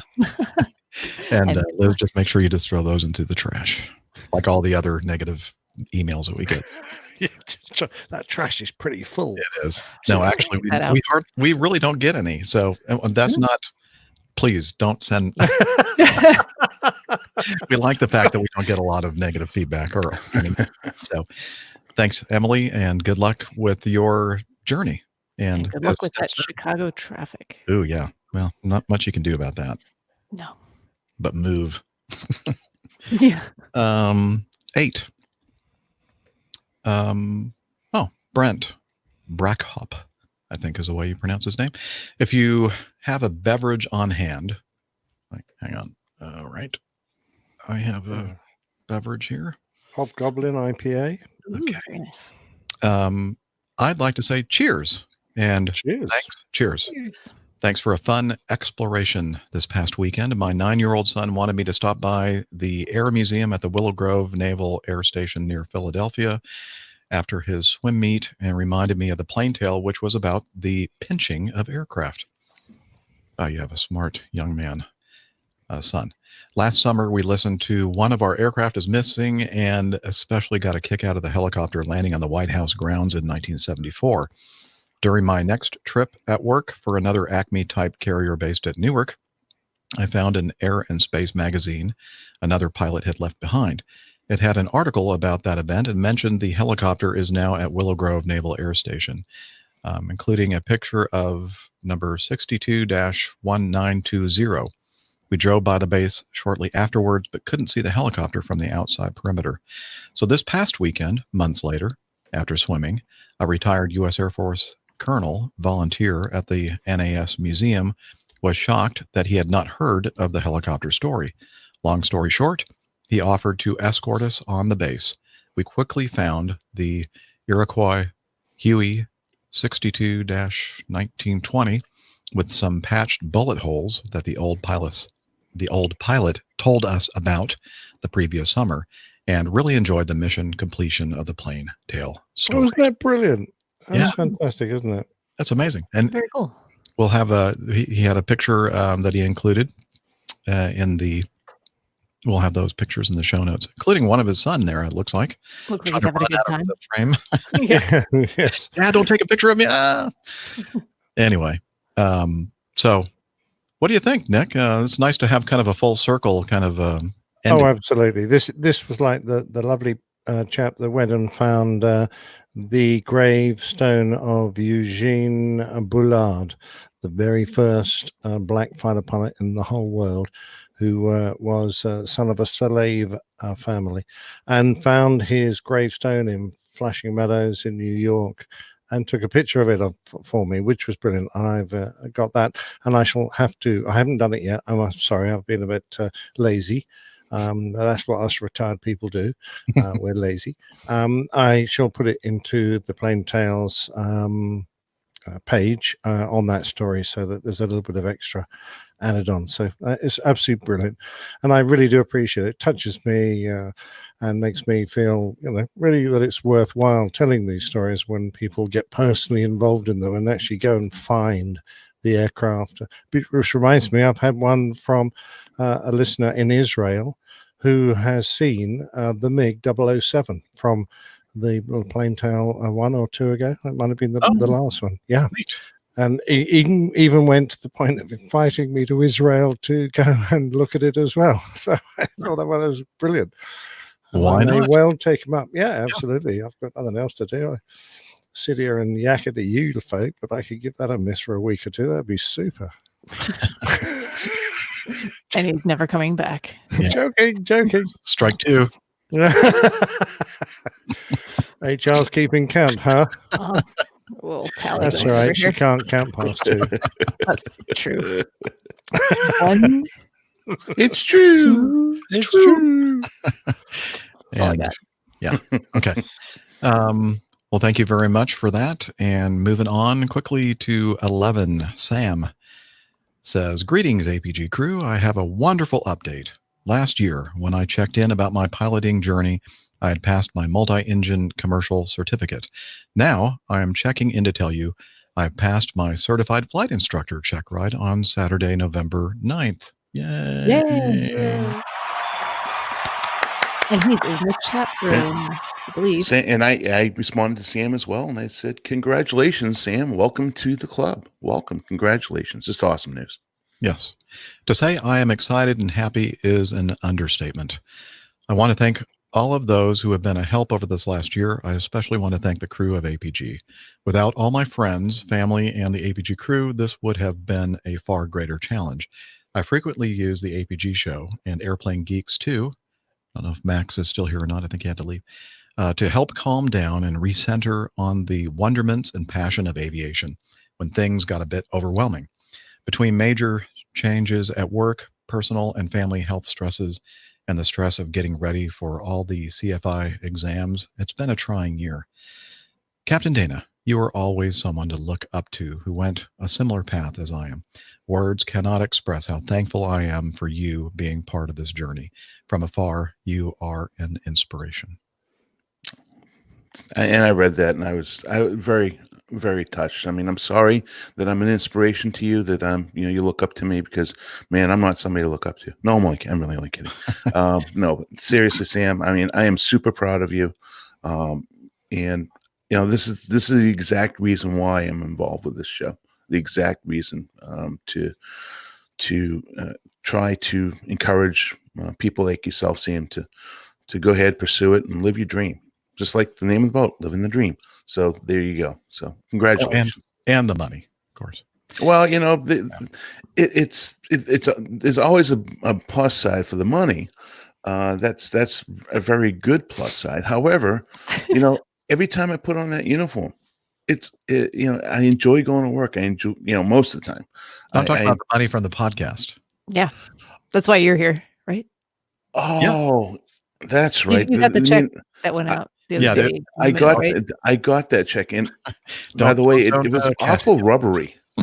Yeah, I found the same. Mine's made of rubber too. Yeah, mine was rubber. And you know what? I rolled it up and played badminton with it, or some type of squash. I played squash with mine. They do say it's the thought that counts. Anyway, let me continue. Speaking of perspiration, Captain Jeff, thank you. He didn't actually say that. I did. Captain Jeff, thank you so much for such a wonderful demeanor, passion, sense of humor, and building such a wonderful team. You truly are a blessing, and this journey would not have been the same without APG. Dr. Steph and Captain Nick, Blah. Now let's move on. Now this experience. Oh, wait a minute. I'm sorry. Blah, blah, blah, blah. Yeah. Blah, blah. Thank you for all the amazing stories, banter, and such absolutely positive attitudes. You all helped so much without knowing it. Wow. Glad to Thank you. know it now. Yes, you know it now. Now that this experience and the outbound cash flow has concluded, there will be forthcoming donations to the coffee fund. Oh, don't worry about it. I also make sure you No, all worry about it. worry about it. Coming. Yeah, because I need that check not to be rubber anymore. Yeah. Make sure you all receive more home-brewed Oshkosh Air Venture beers in the coming years. Yes, we really appreciate that. Yeah. And this journey from private pilot to CFI would have been harder without APG. Thank you. Blue skies and tailwinds to all. Sam. I guess now CFI, Sam. Ta-da. I love the picture. Yeah. Is Sam the 7-foot guy or the 3-foot guy? I'm not sure. He's the Well, we did meet taller. Sam, and I don't recall. Sam's the guy with the green jacket on. Yeah, Okay. he's the Oh, taller he's guy. the 7-foot guy. Okay. Yeah. It looks 7 feet compared to the other one. Well, he's taller than that, Cessna. Yeah, he is. Yeah. That's pretty No. tall. He Makes must- it easy to check the fuel. Yeah, that's true. He doesn't even need a step stool. Yeah. Yeah, come to think of it, he is big, tall. I don't remember. Yeah. Yeah. I wonder if he can instruct in a 150. That might be a struggle. That would Well, be you know a what? big time struggle. It might be maybe the camera perspective or something. I don't know. I'm pretty sure. You know. Yeah, that's. Oh well. Thanks, Sam, and good luck. And thanks for the nice thoughts. And look forward to hearing Congratulations. more. Yeah, Congratulations. absolutely. And Yeah. all the rude things we said about CFIs, we take it all back. He was actually quite involved in that Yeah, conversation. we weren't were talking having about there. you. Yes, we weren't. We didn't mean you. Yeah. Right back in All- 160. Just all the other CFIs. Okay. I said very nice things about CFIs. You did. No, you did not. Oh, I did. Is HR getting a Good thing this gets recorded. memory? We can go back and pull the tapes. Oh, if only we had a recorder. Yeah. Too bad we didn't. Oh, I should have recorded this. 14. This is from Greg. Love the show. Greg, by the way, is a Southwest Airlines captain. Love the show. Been listening from the start. Heard a rumor Miami Rick might be upgrading soon. Ooh, The perfect that'd be interesting. segue to get him back on the show, even for a guest segment or two. Yeah. Well, somebody, if you know Miami Rick, tell him. If you talk to him. Yeah. I don't think the door has ever been closed. It's No, it always hasn't. been That's open for Rick to come back anytime he wanted. Mhm. Anyway, And if he is going for his command, damn good luck, mate. yes. Hope you make Absolutely. it. Hope But you'll we'd rather sail do it in through. person. Yeah. I'm sure it's a few months away. Steph might be perfect to get it done. I Mhm. think the younger pilots benefit from his expertise and technical explanations. Take care. And again, that's from Greg. And he says, please don't get between us and the active runway. I can't. Kid. Yeah, I they've got big loud horns, haven't they? We were talking about horns on the other day, weren't we? Theirs are big and loud because I've had them going. Yeah, move out of the way. Move it. Slowpoke. Yeah. Move over. He you does big fat virgin. Let's see. It's kind of personal. Family show, ladies and gentlemen. Family show. Okay. Former T-tail Douglas Cole shoveler, and he says he misses it. So Aw. I bet he was with AirTran. What do you think? 'Cause, Perhaps. yeah. Perhaps a lot of them went on to. You know, when I read Anniversary. SWAC, I thought that meant sealed with a kiss and he couldn't spell. Yes, that's what he means. Okay. Those of us here in America know otherwise. Okay. No, we agree with you, Greg. So, Rick, if you're listening to this, let us know how things are going. Drop us a Please, line. yeah. Give us a call. Send some feedback. Yeah, we'd love to hear about your journey. Mm-hmm. Definitely. And good See? luck. It keeps going. Our journeys continue to move on and evolve. Indeed. We still have 23 minutes left, so we can do some more. So, how about, 15. Yes, I was going to do that one, actually. Thank you. Great minds think alike. The gentleman that sent me this sent us some audio feedback. I think this is the same one. Hi, Nick. Hi, APG crew. Funny, I'm just listening to the APG $3.99, and the fake camera in the toilet. Well, to tell you the truth, some guys in my company did the same. They took a picture of the toilet in my aircraft type A380, which is right behind our cockpit in between two doors, so to say, and they place it just on the in the cockpit where in an iPad, just where the usual screen of the video cameras watching our cockpit door is. And the colleague came in, and she looked at it and said, "Hey, that's a toilet." And well, I said, "Yeah, well, we have a camera. Didn't you know that?" Well, she was, of course, very upset, and she went back. And 10 minutes later, of course, they tell them, "No, it was a joke here. Don't worry about it." But we have a very large crew, and it made it all the way to the back and upper decks of the aircraft. And apparently, one of the colleagues didn't get the solution that it was only a prank, and the two guys in the cockpit had to go to the chief pilot and explain that what they were doing there. So this joke, playing around with fake cameras, is not new. It's not new. No. No, and it'll probably continue on into the future. Thank you, Stefan. Yeah, I know. Now that there are a bunch of other pilots have heard about it all around the world, I suspect we'll get a few more. Become commonplace. Hey, great idea. Yeah, super idea. I'll try that. How about 9? Niner. I don't mean no in German. Number 9. Good. From Fickle David. porks. Pardon me? Fickle porks. Yes, fickle porks or sporks. This is from David Baran via Slack.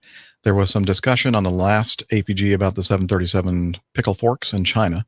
I did some searching and found that the problem was uncovered while some older planes were being converted to freighters in China and were opened up for work and inspection. I could not find any info that pointed to the pickle forks being made in China, although there was like a little label on them that says made in China. To my knowledge, the 737s that go through final assembly in China are only for Chinese carriers and aren't related at all. Okay. Well, good.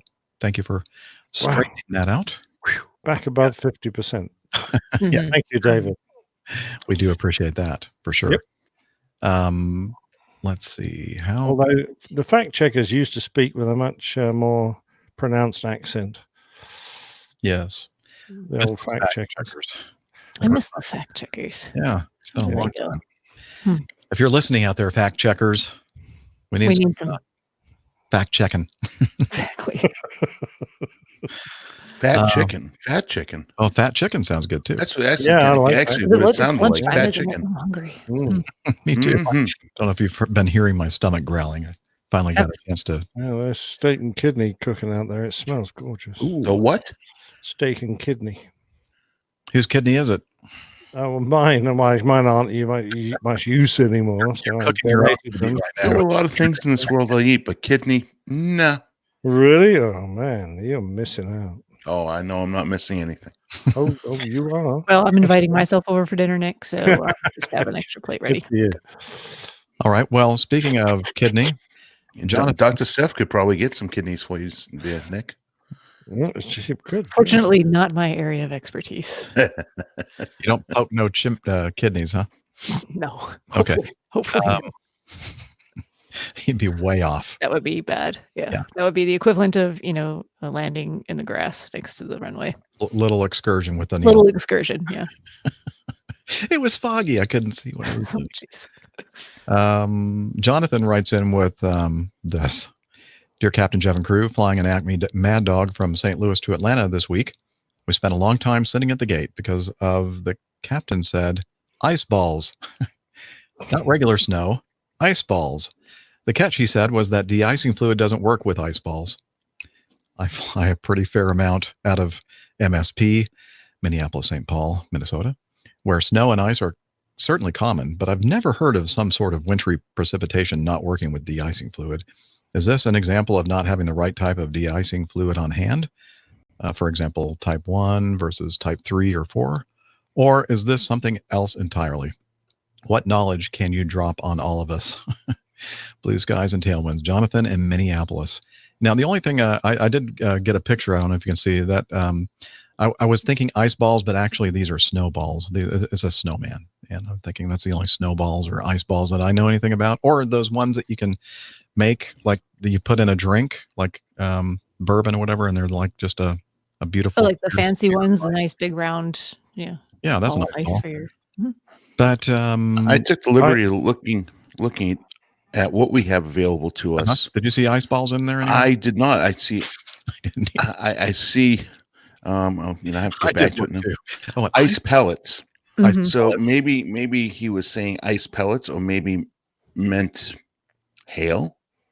Yeah. Well, which here is a in the form- United States, we refer to it as sleet, I think. Sleet. Ice We do pellets call are them sleet. in our de-icing guide at Acme. We do have ice pellets, as Dana was mentioning, and also hail. And I think hail is one of those that there is no way to. We don't have any de-icing methods that gets rid of hail, as far as I remember. Is that right, Dana?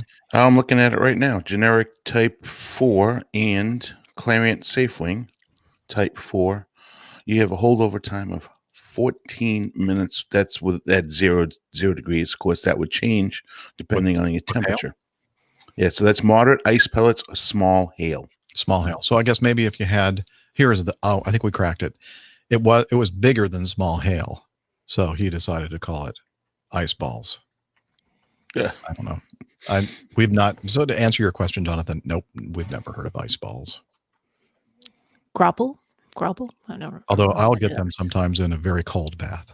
I've heard of an icy out of the machine, flavored. Glad everybody ignored that. Moving on. Yes, moving on. Some of you caught it though. Let's go to. You sure that it's a male snow person?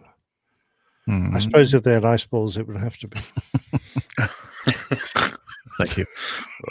Well, everybody heard that one. Family show, folks. In the same vein. Let's see.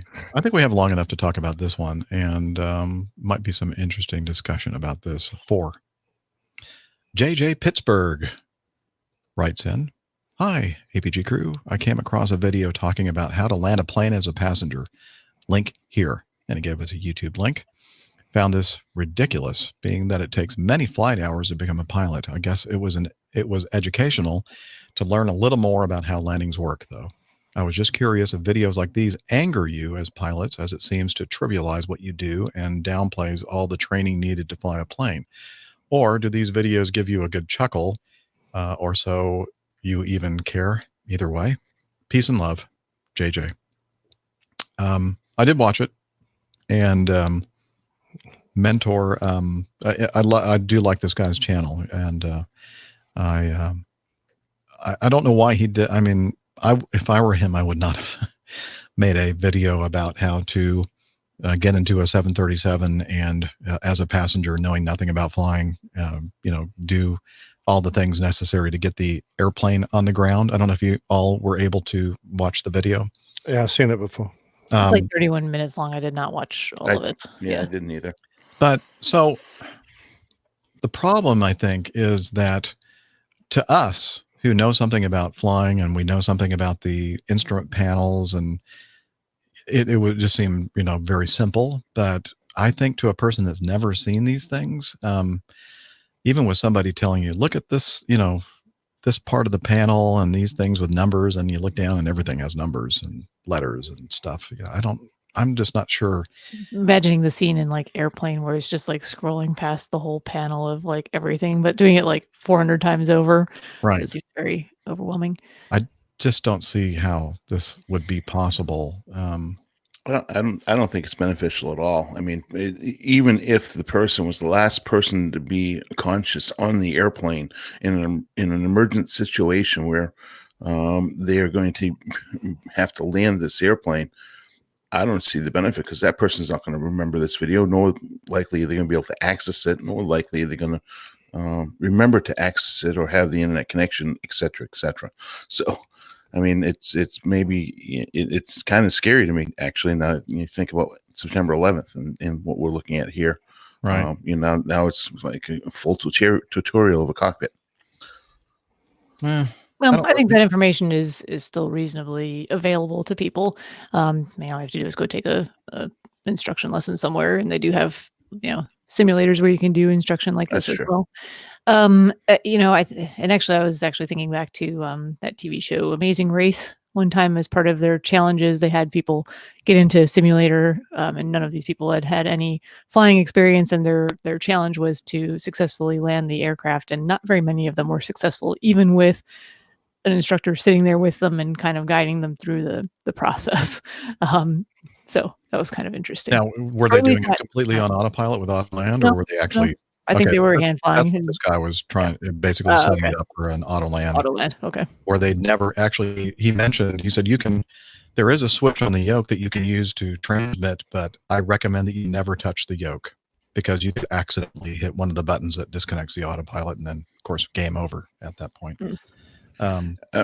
There is one line that JJ puts in here, and when he says, the educational portion of it. Yes. I mean, I really think that there's a benefit there, especially to those folks out there that have absolutely no clue what we do and want to see what we do, or if you're a nervous flyer, maybe that would be a benefit to really kind of understand what we do up in the flight deck. So.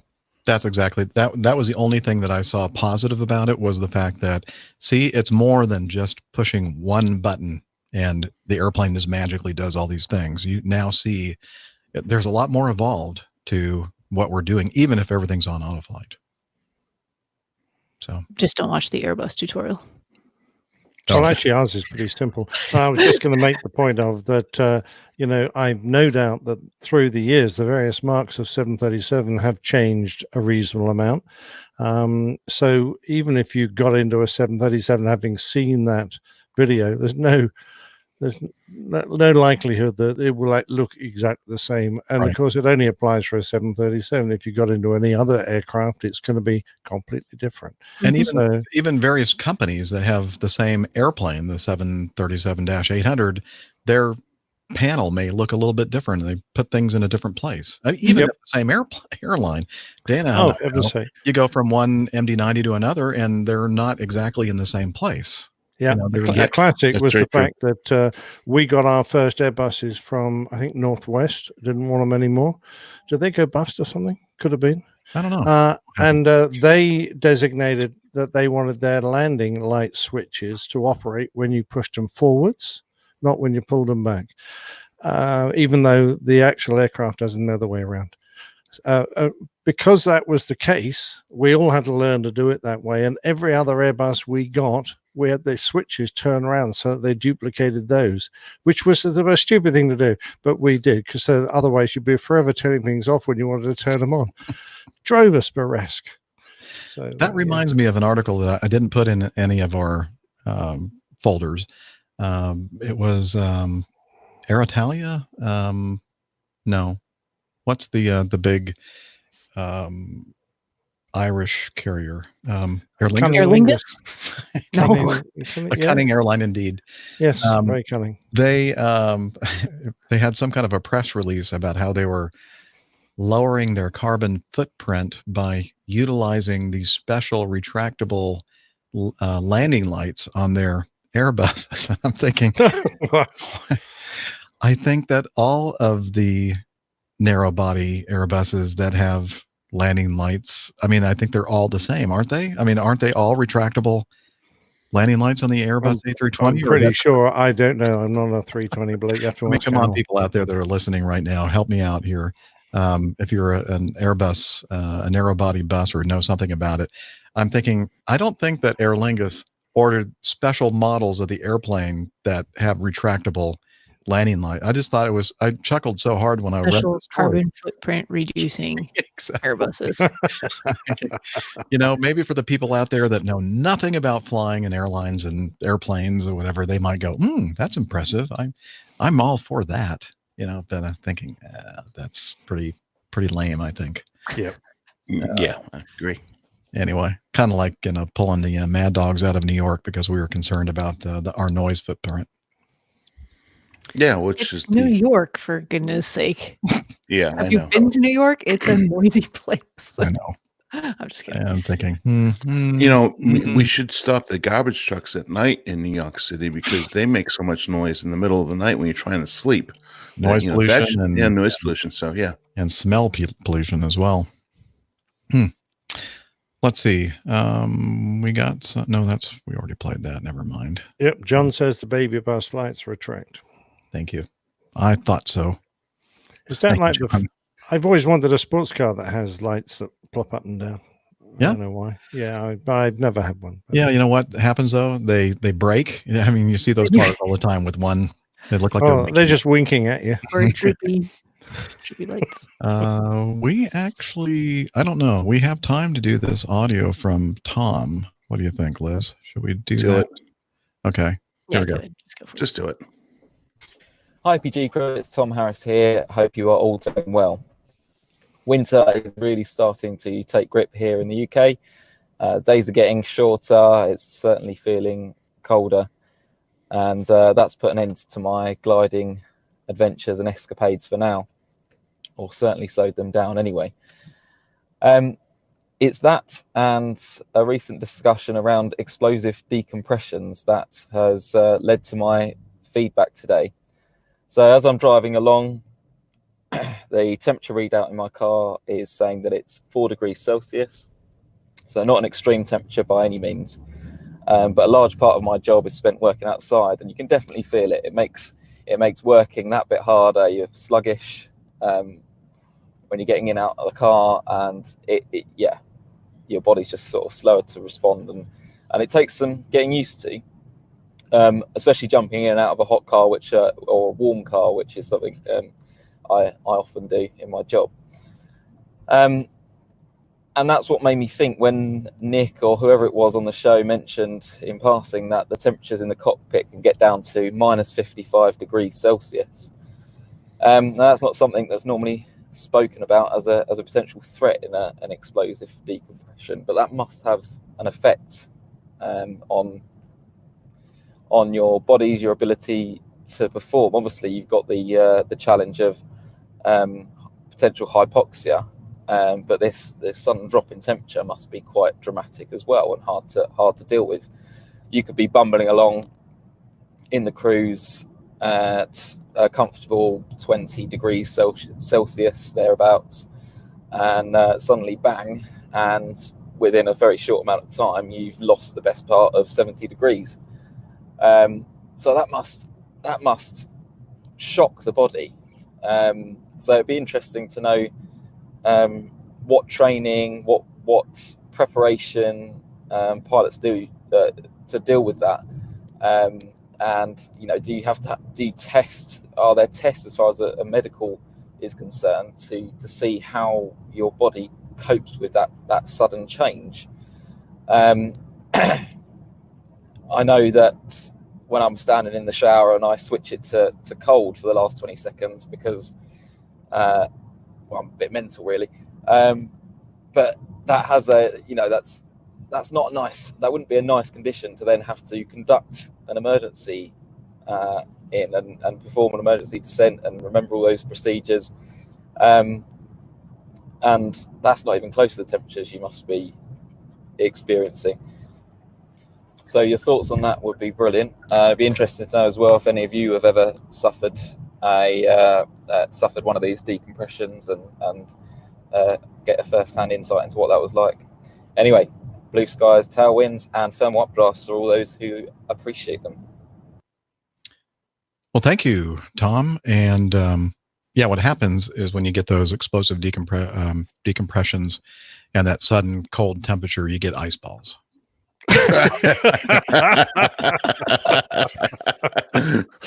No pun intended there, Jeff. You'd just be waiting to do that. I know, you could tell he could barely contain himself. It's like, bring back the ice balls. And yes, you have to go to the doctor for that. Yeah, they need. You don't touch anything metal along the way while you're. Yeah, don't lick anything metal.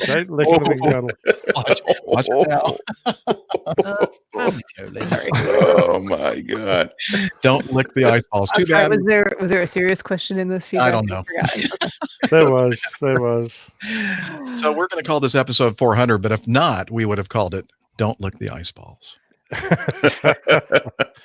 Can I just quickly cover his points? Yeah. Oh, yeah. Sure. Why not? I've got something to add too, but you go first because mine's less. Mate, the nice warm air in the cabin is not going to immediately dissipate unless you've got a huge hole blowing blasts of cold air in, or you've lost a windshield, say, on the flight deck, in which case, yeah, you're going to have a lot of cold air coming in. So it takes a while for the temperature in the cabin and the cockpit to drop. So you usually will have time to complete your descent and get down to warmer air. But of course, if you're a long haul bloke or you're flying around the northern Canada, the only reason I say long haul is that we used to go on some pretty big routes up north over Siberia, for example. You might be then faced with quite a difficult survival situation whilst you get the aircraft without pressurization, with only the outside air to warm you to wherever you're going to land. And that outside air could be well below zero. I mean, there are places in Siberia where on the ground it's minus 25 degrees centigrade. Yeah, what the air at 10,000 or 8,000 feet is going to be like is even worse. So, yes, you are going to have a problem. And, you'll just have to bundle your passengers up as best you can. On the flight deck, there's one cold weather jacket. And, of course, the captain will get that. So the first officer will just have to put his jacket on. And that's the best you can do. No, there's absolutely no training or checks performed to see whether you can withstand cold temperatures. One just assumes that those of us who are well insulated, like myself, will survive longer than skinny Steph will. I'm in trouble. Definitely. Yeah, I would win that battle. Yeah, you would. You'd be the man. Dana, you'd get your aircraft down safely. Skinny Steph would have froze into an ice ball much. Although, so my point was, I'm actually a Steffi popsicle. Another show title. Off the pop. Ice anatomy for a moment. No, I did have a serious point to make. Well, semi-serious. So GA pilots kind of familiar with this, effective temperature change at altitude. Take off on a super hot day in an small aircraft without air conditioning. All you want to do is get to altitude where it's going to be much cooler and nicer. If it's a cold winter day, hope that heater works pretty well, or you got a nice jacket to wear. Skydivers too, really noticeable effect. You take off from a drop zone at sea level or close to, on a hot day, and it's 95, 100 degrees Fahrenheit outside. Get up to 14,000 feet, and it feels pretty good. You're jumping in January, get up to 14,000 feet, and hopefully you've got a lot of layers and some really good gloves. So, a little chilly up there, huh? It can be really chilly sometimes. Yeah.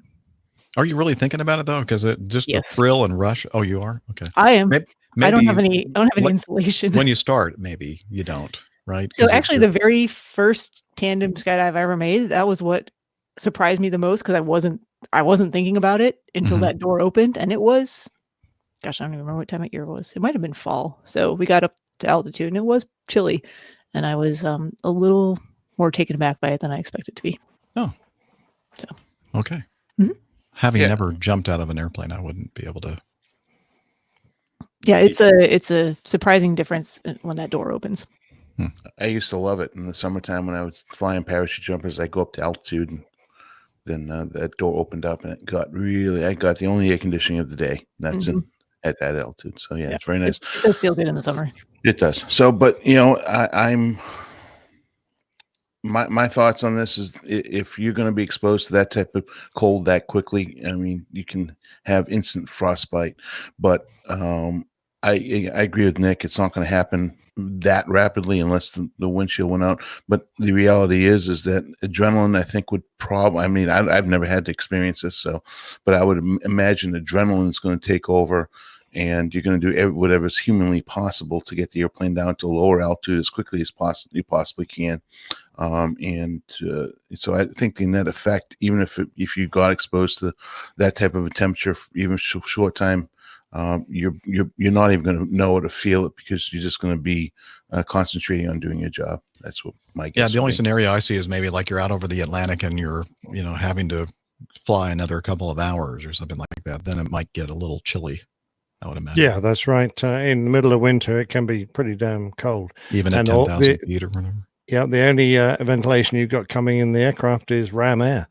And, that's going to be ambient temperature. So not good. We've got plenty of duvets for the upper class passengers. We've got those little thin blankets for those in economy, which just goes to show what we think of them. It's a perfect time to start a fire, though. So, to stay warm. Yep. Mm-hmm. Oh, well, that's not advice from the APG show. Do not start fires on an airplane. That's not a good idea. No. And by the way, smoking or drinking alcohol does the opposite to you. It both dilate your blood vessels and allow the heat in your body to escape faster than it would have done otherwise. So, But what it does do for you is it takes your mind off of how cold. I was going to say are. you die happy. Yes, that's about it. All right. Well, with that, speaking of dying happy, episode 400 is over. Yay. So 401. All right. Okay. 401. We do have a couple of items in the folder that we'll move on to the next show. And if you want to send us feedback, you can do that by sending an email to feedback@airlinepilotguy.com. You can use our website form we don't actually have a website form. Just send it to feedback@airlinepilotguy.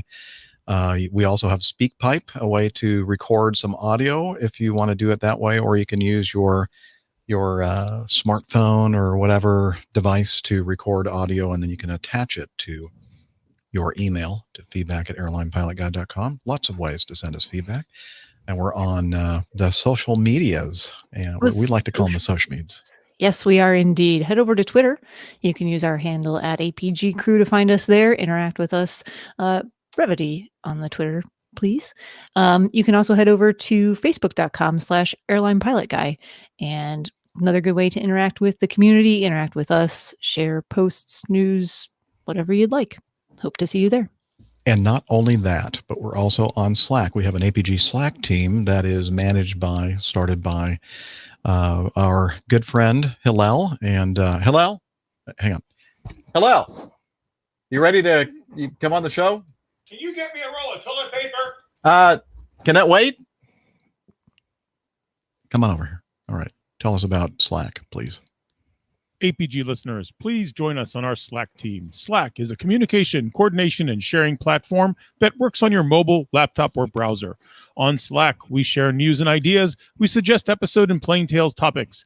We plan events and meetups. To get into the Slack team, please email me at slack@airlinepilotguy.com. That's SLACK Sierra Lima Alpha Charlie Kilo @airlinepilotguy.com. Or send me a tweet with your preferred email address to @Hillel, and I'll send you an invitation. That's Hillel, spelled Hotel India 11 Echo 1, and see you in Slack. Thank you, Hillel. And now you can go back to the restroom there. Can you get me a roll of toilet paper? Yeah, it's under the sink. All right, thank you. And let's see, what else? Oh, I forgot to mention our website, didn't I? airlinepilotguy.com, where you'll learn more information about the crew, the community, plain tales, lots of good information to supplement what you hear on the show. And you can subscribe to that as a standalone podcast if you'd rather not hear all this other stuff. And the APG library, merchandise, and so much more. So head over to airlinepilotguy.com and check it out. And until next time, thank you, everyone, for all the nice wishes for our 400th episode. And until next time, wishing you clear skies, unlimited visibility, and tailwinds. Take care, and God bless. Cheers, y'all. Bye, everybody. Hasta la vista, baby.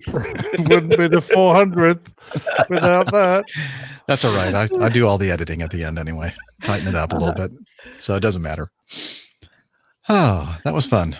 That was a great episode. Well done, You think Jeff. so? Thank Yeah, you it to has everyone who took time out of their Saturday. There were a lot of people in the I chat room. just want to know, did you ever have 400 in your mind when you started this? No. Are you kidding? I never knew I was going to be doing it with other people.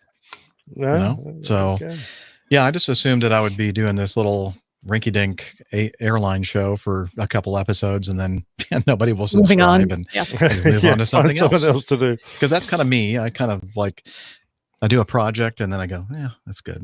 And then I move on to something else. But no, so the problem is now that it's become such a big thing that I cannot stop doing it. I mean, people would kill me if I did. So Yeah, you're stuck with us. I'm stuck with it. I've created All this of us. monster and we just got to keep going until I die. And actually, beyond the time when I die, I expect every single one of you who are still here alive to continue this. Well, only if you give us all your passwords, man. Well, I need to do that. He tried to do that at one point, and then he just keeps forgetting. Yeah, I So forgot. I Yeah. take that as my pass on continuing this one. Yeah, well, now I'm going to really make sure that I get all that information to you guys. So you have to do it. Sorry. No, damn. I'll be looking down or up at you all every week when you do the show. Where's purgatory? Just can you look sideways? But, so if I make it to purgatory, that means I am eventually going to be in heaven. So yes. It's not a place. It's like an elevator or waiting. It's like a waiting room. God's waiting room. Yeah, hopefully looking down. Thanks everyone in the chat room for joining us. I mean, you are such a big part of the show, and we're not just saying that; we really mean it. And it really Jeff motivates does, us to. Well, I do. Yeah, they don't. You should hear or see some of the things they say about you all when you're not listening. Right? It's really rude. Yeah. Not really. No, we treasure you all very much. We love you, and we don't just say that; we really mean it. And for those of you just watching and you didn't happen to catch it live, we're sorry, but we're glad you're watching us on the video right now. And we hope you enjoyed the show and all the previous episodes and the future ones. Absolutely. Mm-hmm. Yabba-dabba-doo. Oh, is he still in costume? No. Oh, okay. Just agreeing with you. All right. Carry over from Halloween. Yeah, from Halloween. Mm-hmm. So I do look like Fred Flintstone still. So no, you don't. So anything else to say to our wonderful chat room folks? We love you. Yeah. You're all brilliant. Okay. Big old hug to everybody. That's the IPA big old talking. beer sitting right here. The whiskey would say the same. It's not his true feeling. It's just the alcohol-induced feeling that he has right now. Yeah, he's I get that. he's awful giggly and smiley, isn't he? Well, I love really everyone when I've had a beer. Well, you know what? Even though it looks like I was drinking coffee, I actually am drinking a Sierra Nevada Torpedo because it's There's your 5 o'clock. celebration. It's 5 o'clock. Well, I couldn't find. They didn't have celebration at What? the store that I bought it at before. The Publix, the local Publix, they did not. No, I'm down to my last one. I'm sorry. I went to Total Wine, which has everything. It doesn't have jade. Could not find jade. What? They did not have Sierra Nevada. What? Your They total only had wine. Torpedo. Total Wine? Total Wine. I know. It's like You need Really? we have That's Google like- McDougal, and That's like Jeff on the show, a total wine. That's strike Rim 3. shot. Okay, take him Rim out. shot. Yep, sorry, Nick. We're gonna have to. Yeah, here we go. HR said goodbye. Oh, you've been demoted. You've been Yeah, I demoted. have. I've been stuck down the bottom. Yeah, Steph is number one. That's yeah, the yeah, story right. of a lovely. I've gone down below. We need I'm with Dana in hell. somebody. Well, that's where I'm going to be in life because that's just the way my luck is. So somebody needs to come up with a song, some lyrics to the Brady Bunch, but make it the APG crew or the APG bunch or something like that. It's just because that's what it looks like right now. It's like Did you see the most recent? Yeah. You seen the most recent "Living the Dream" Part 4? Because there is a Brady Bunch type song in there. Oh, I did not see that. Oh yeah. So if you all have not checked it out, do a YouTube search for Who is Living the this Dream. Brady Bunch and who's Brady? Oh, you don't really never heard of the Brady Bunch? It was a Well, sort of, but I never actually seen it. famous TV show in a lot in of us grew America. up with. Yeah. A lot of us grew up with. why am I frozen? And I'm Because you got your fingers back up your nose.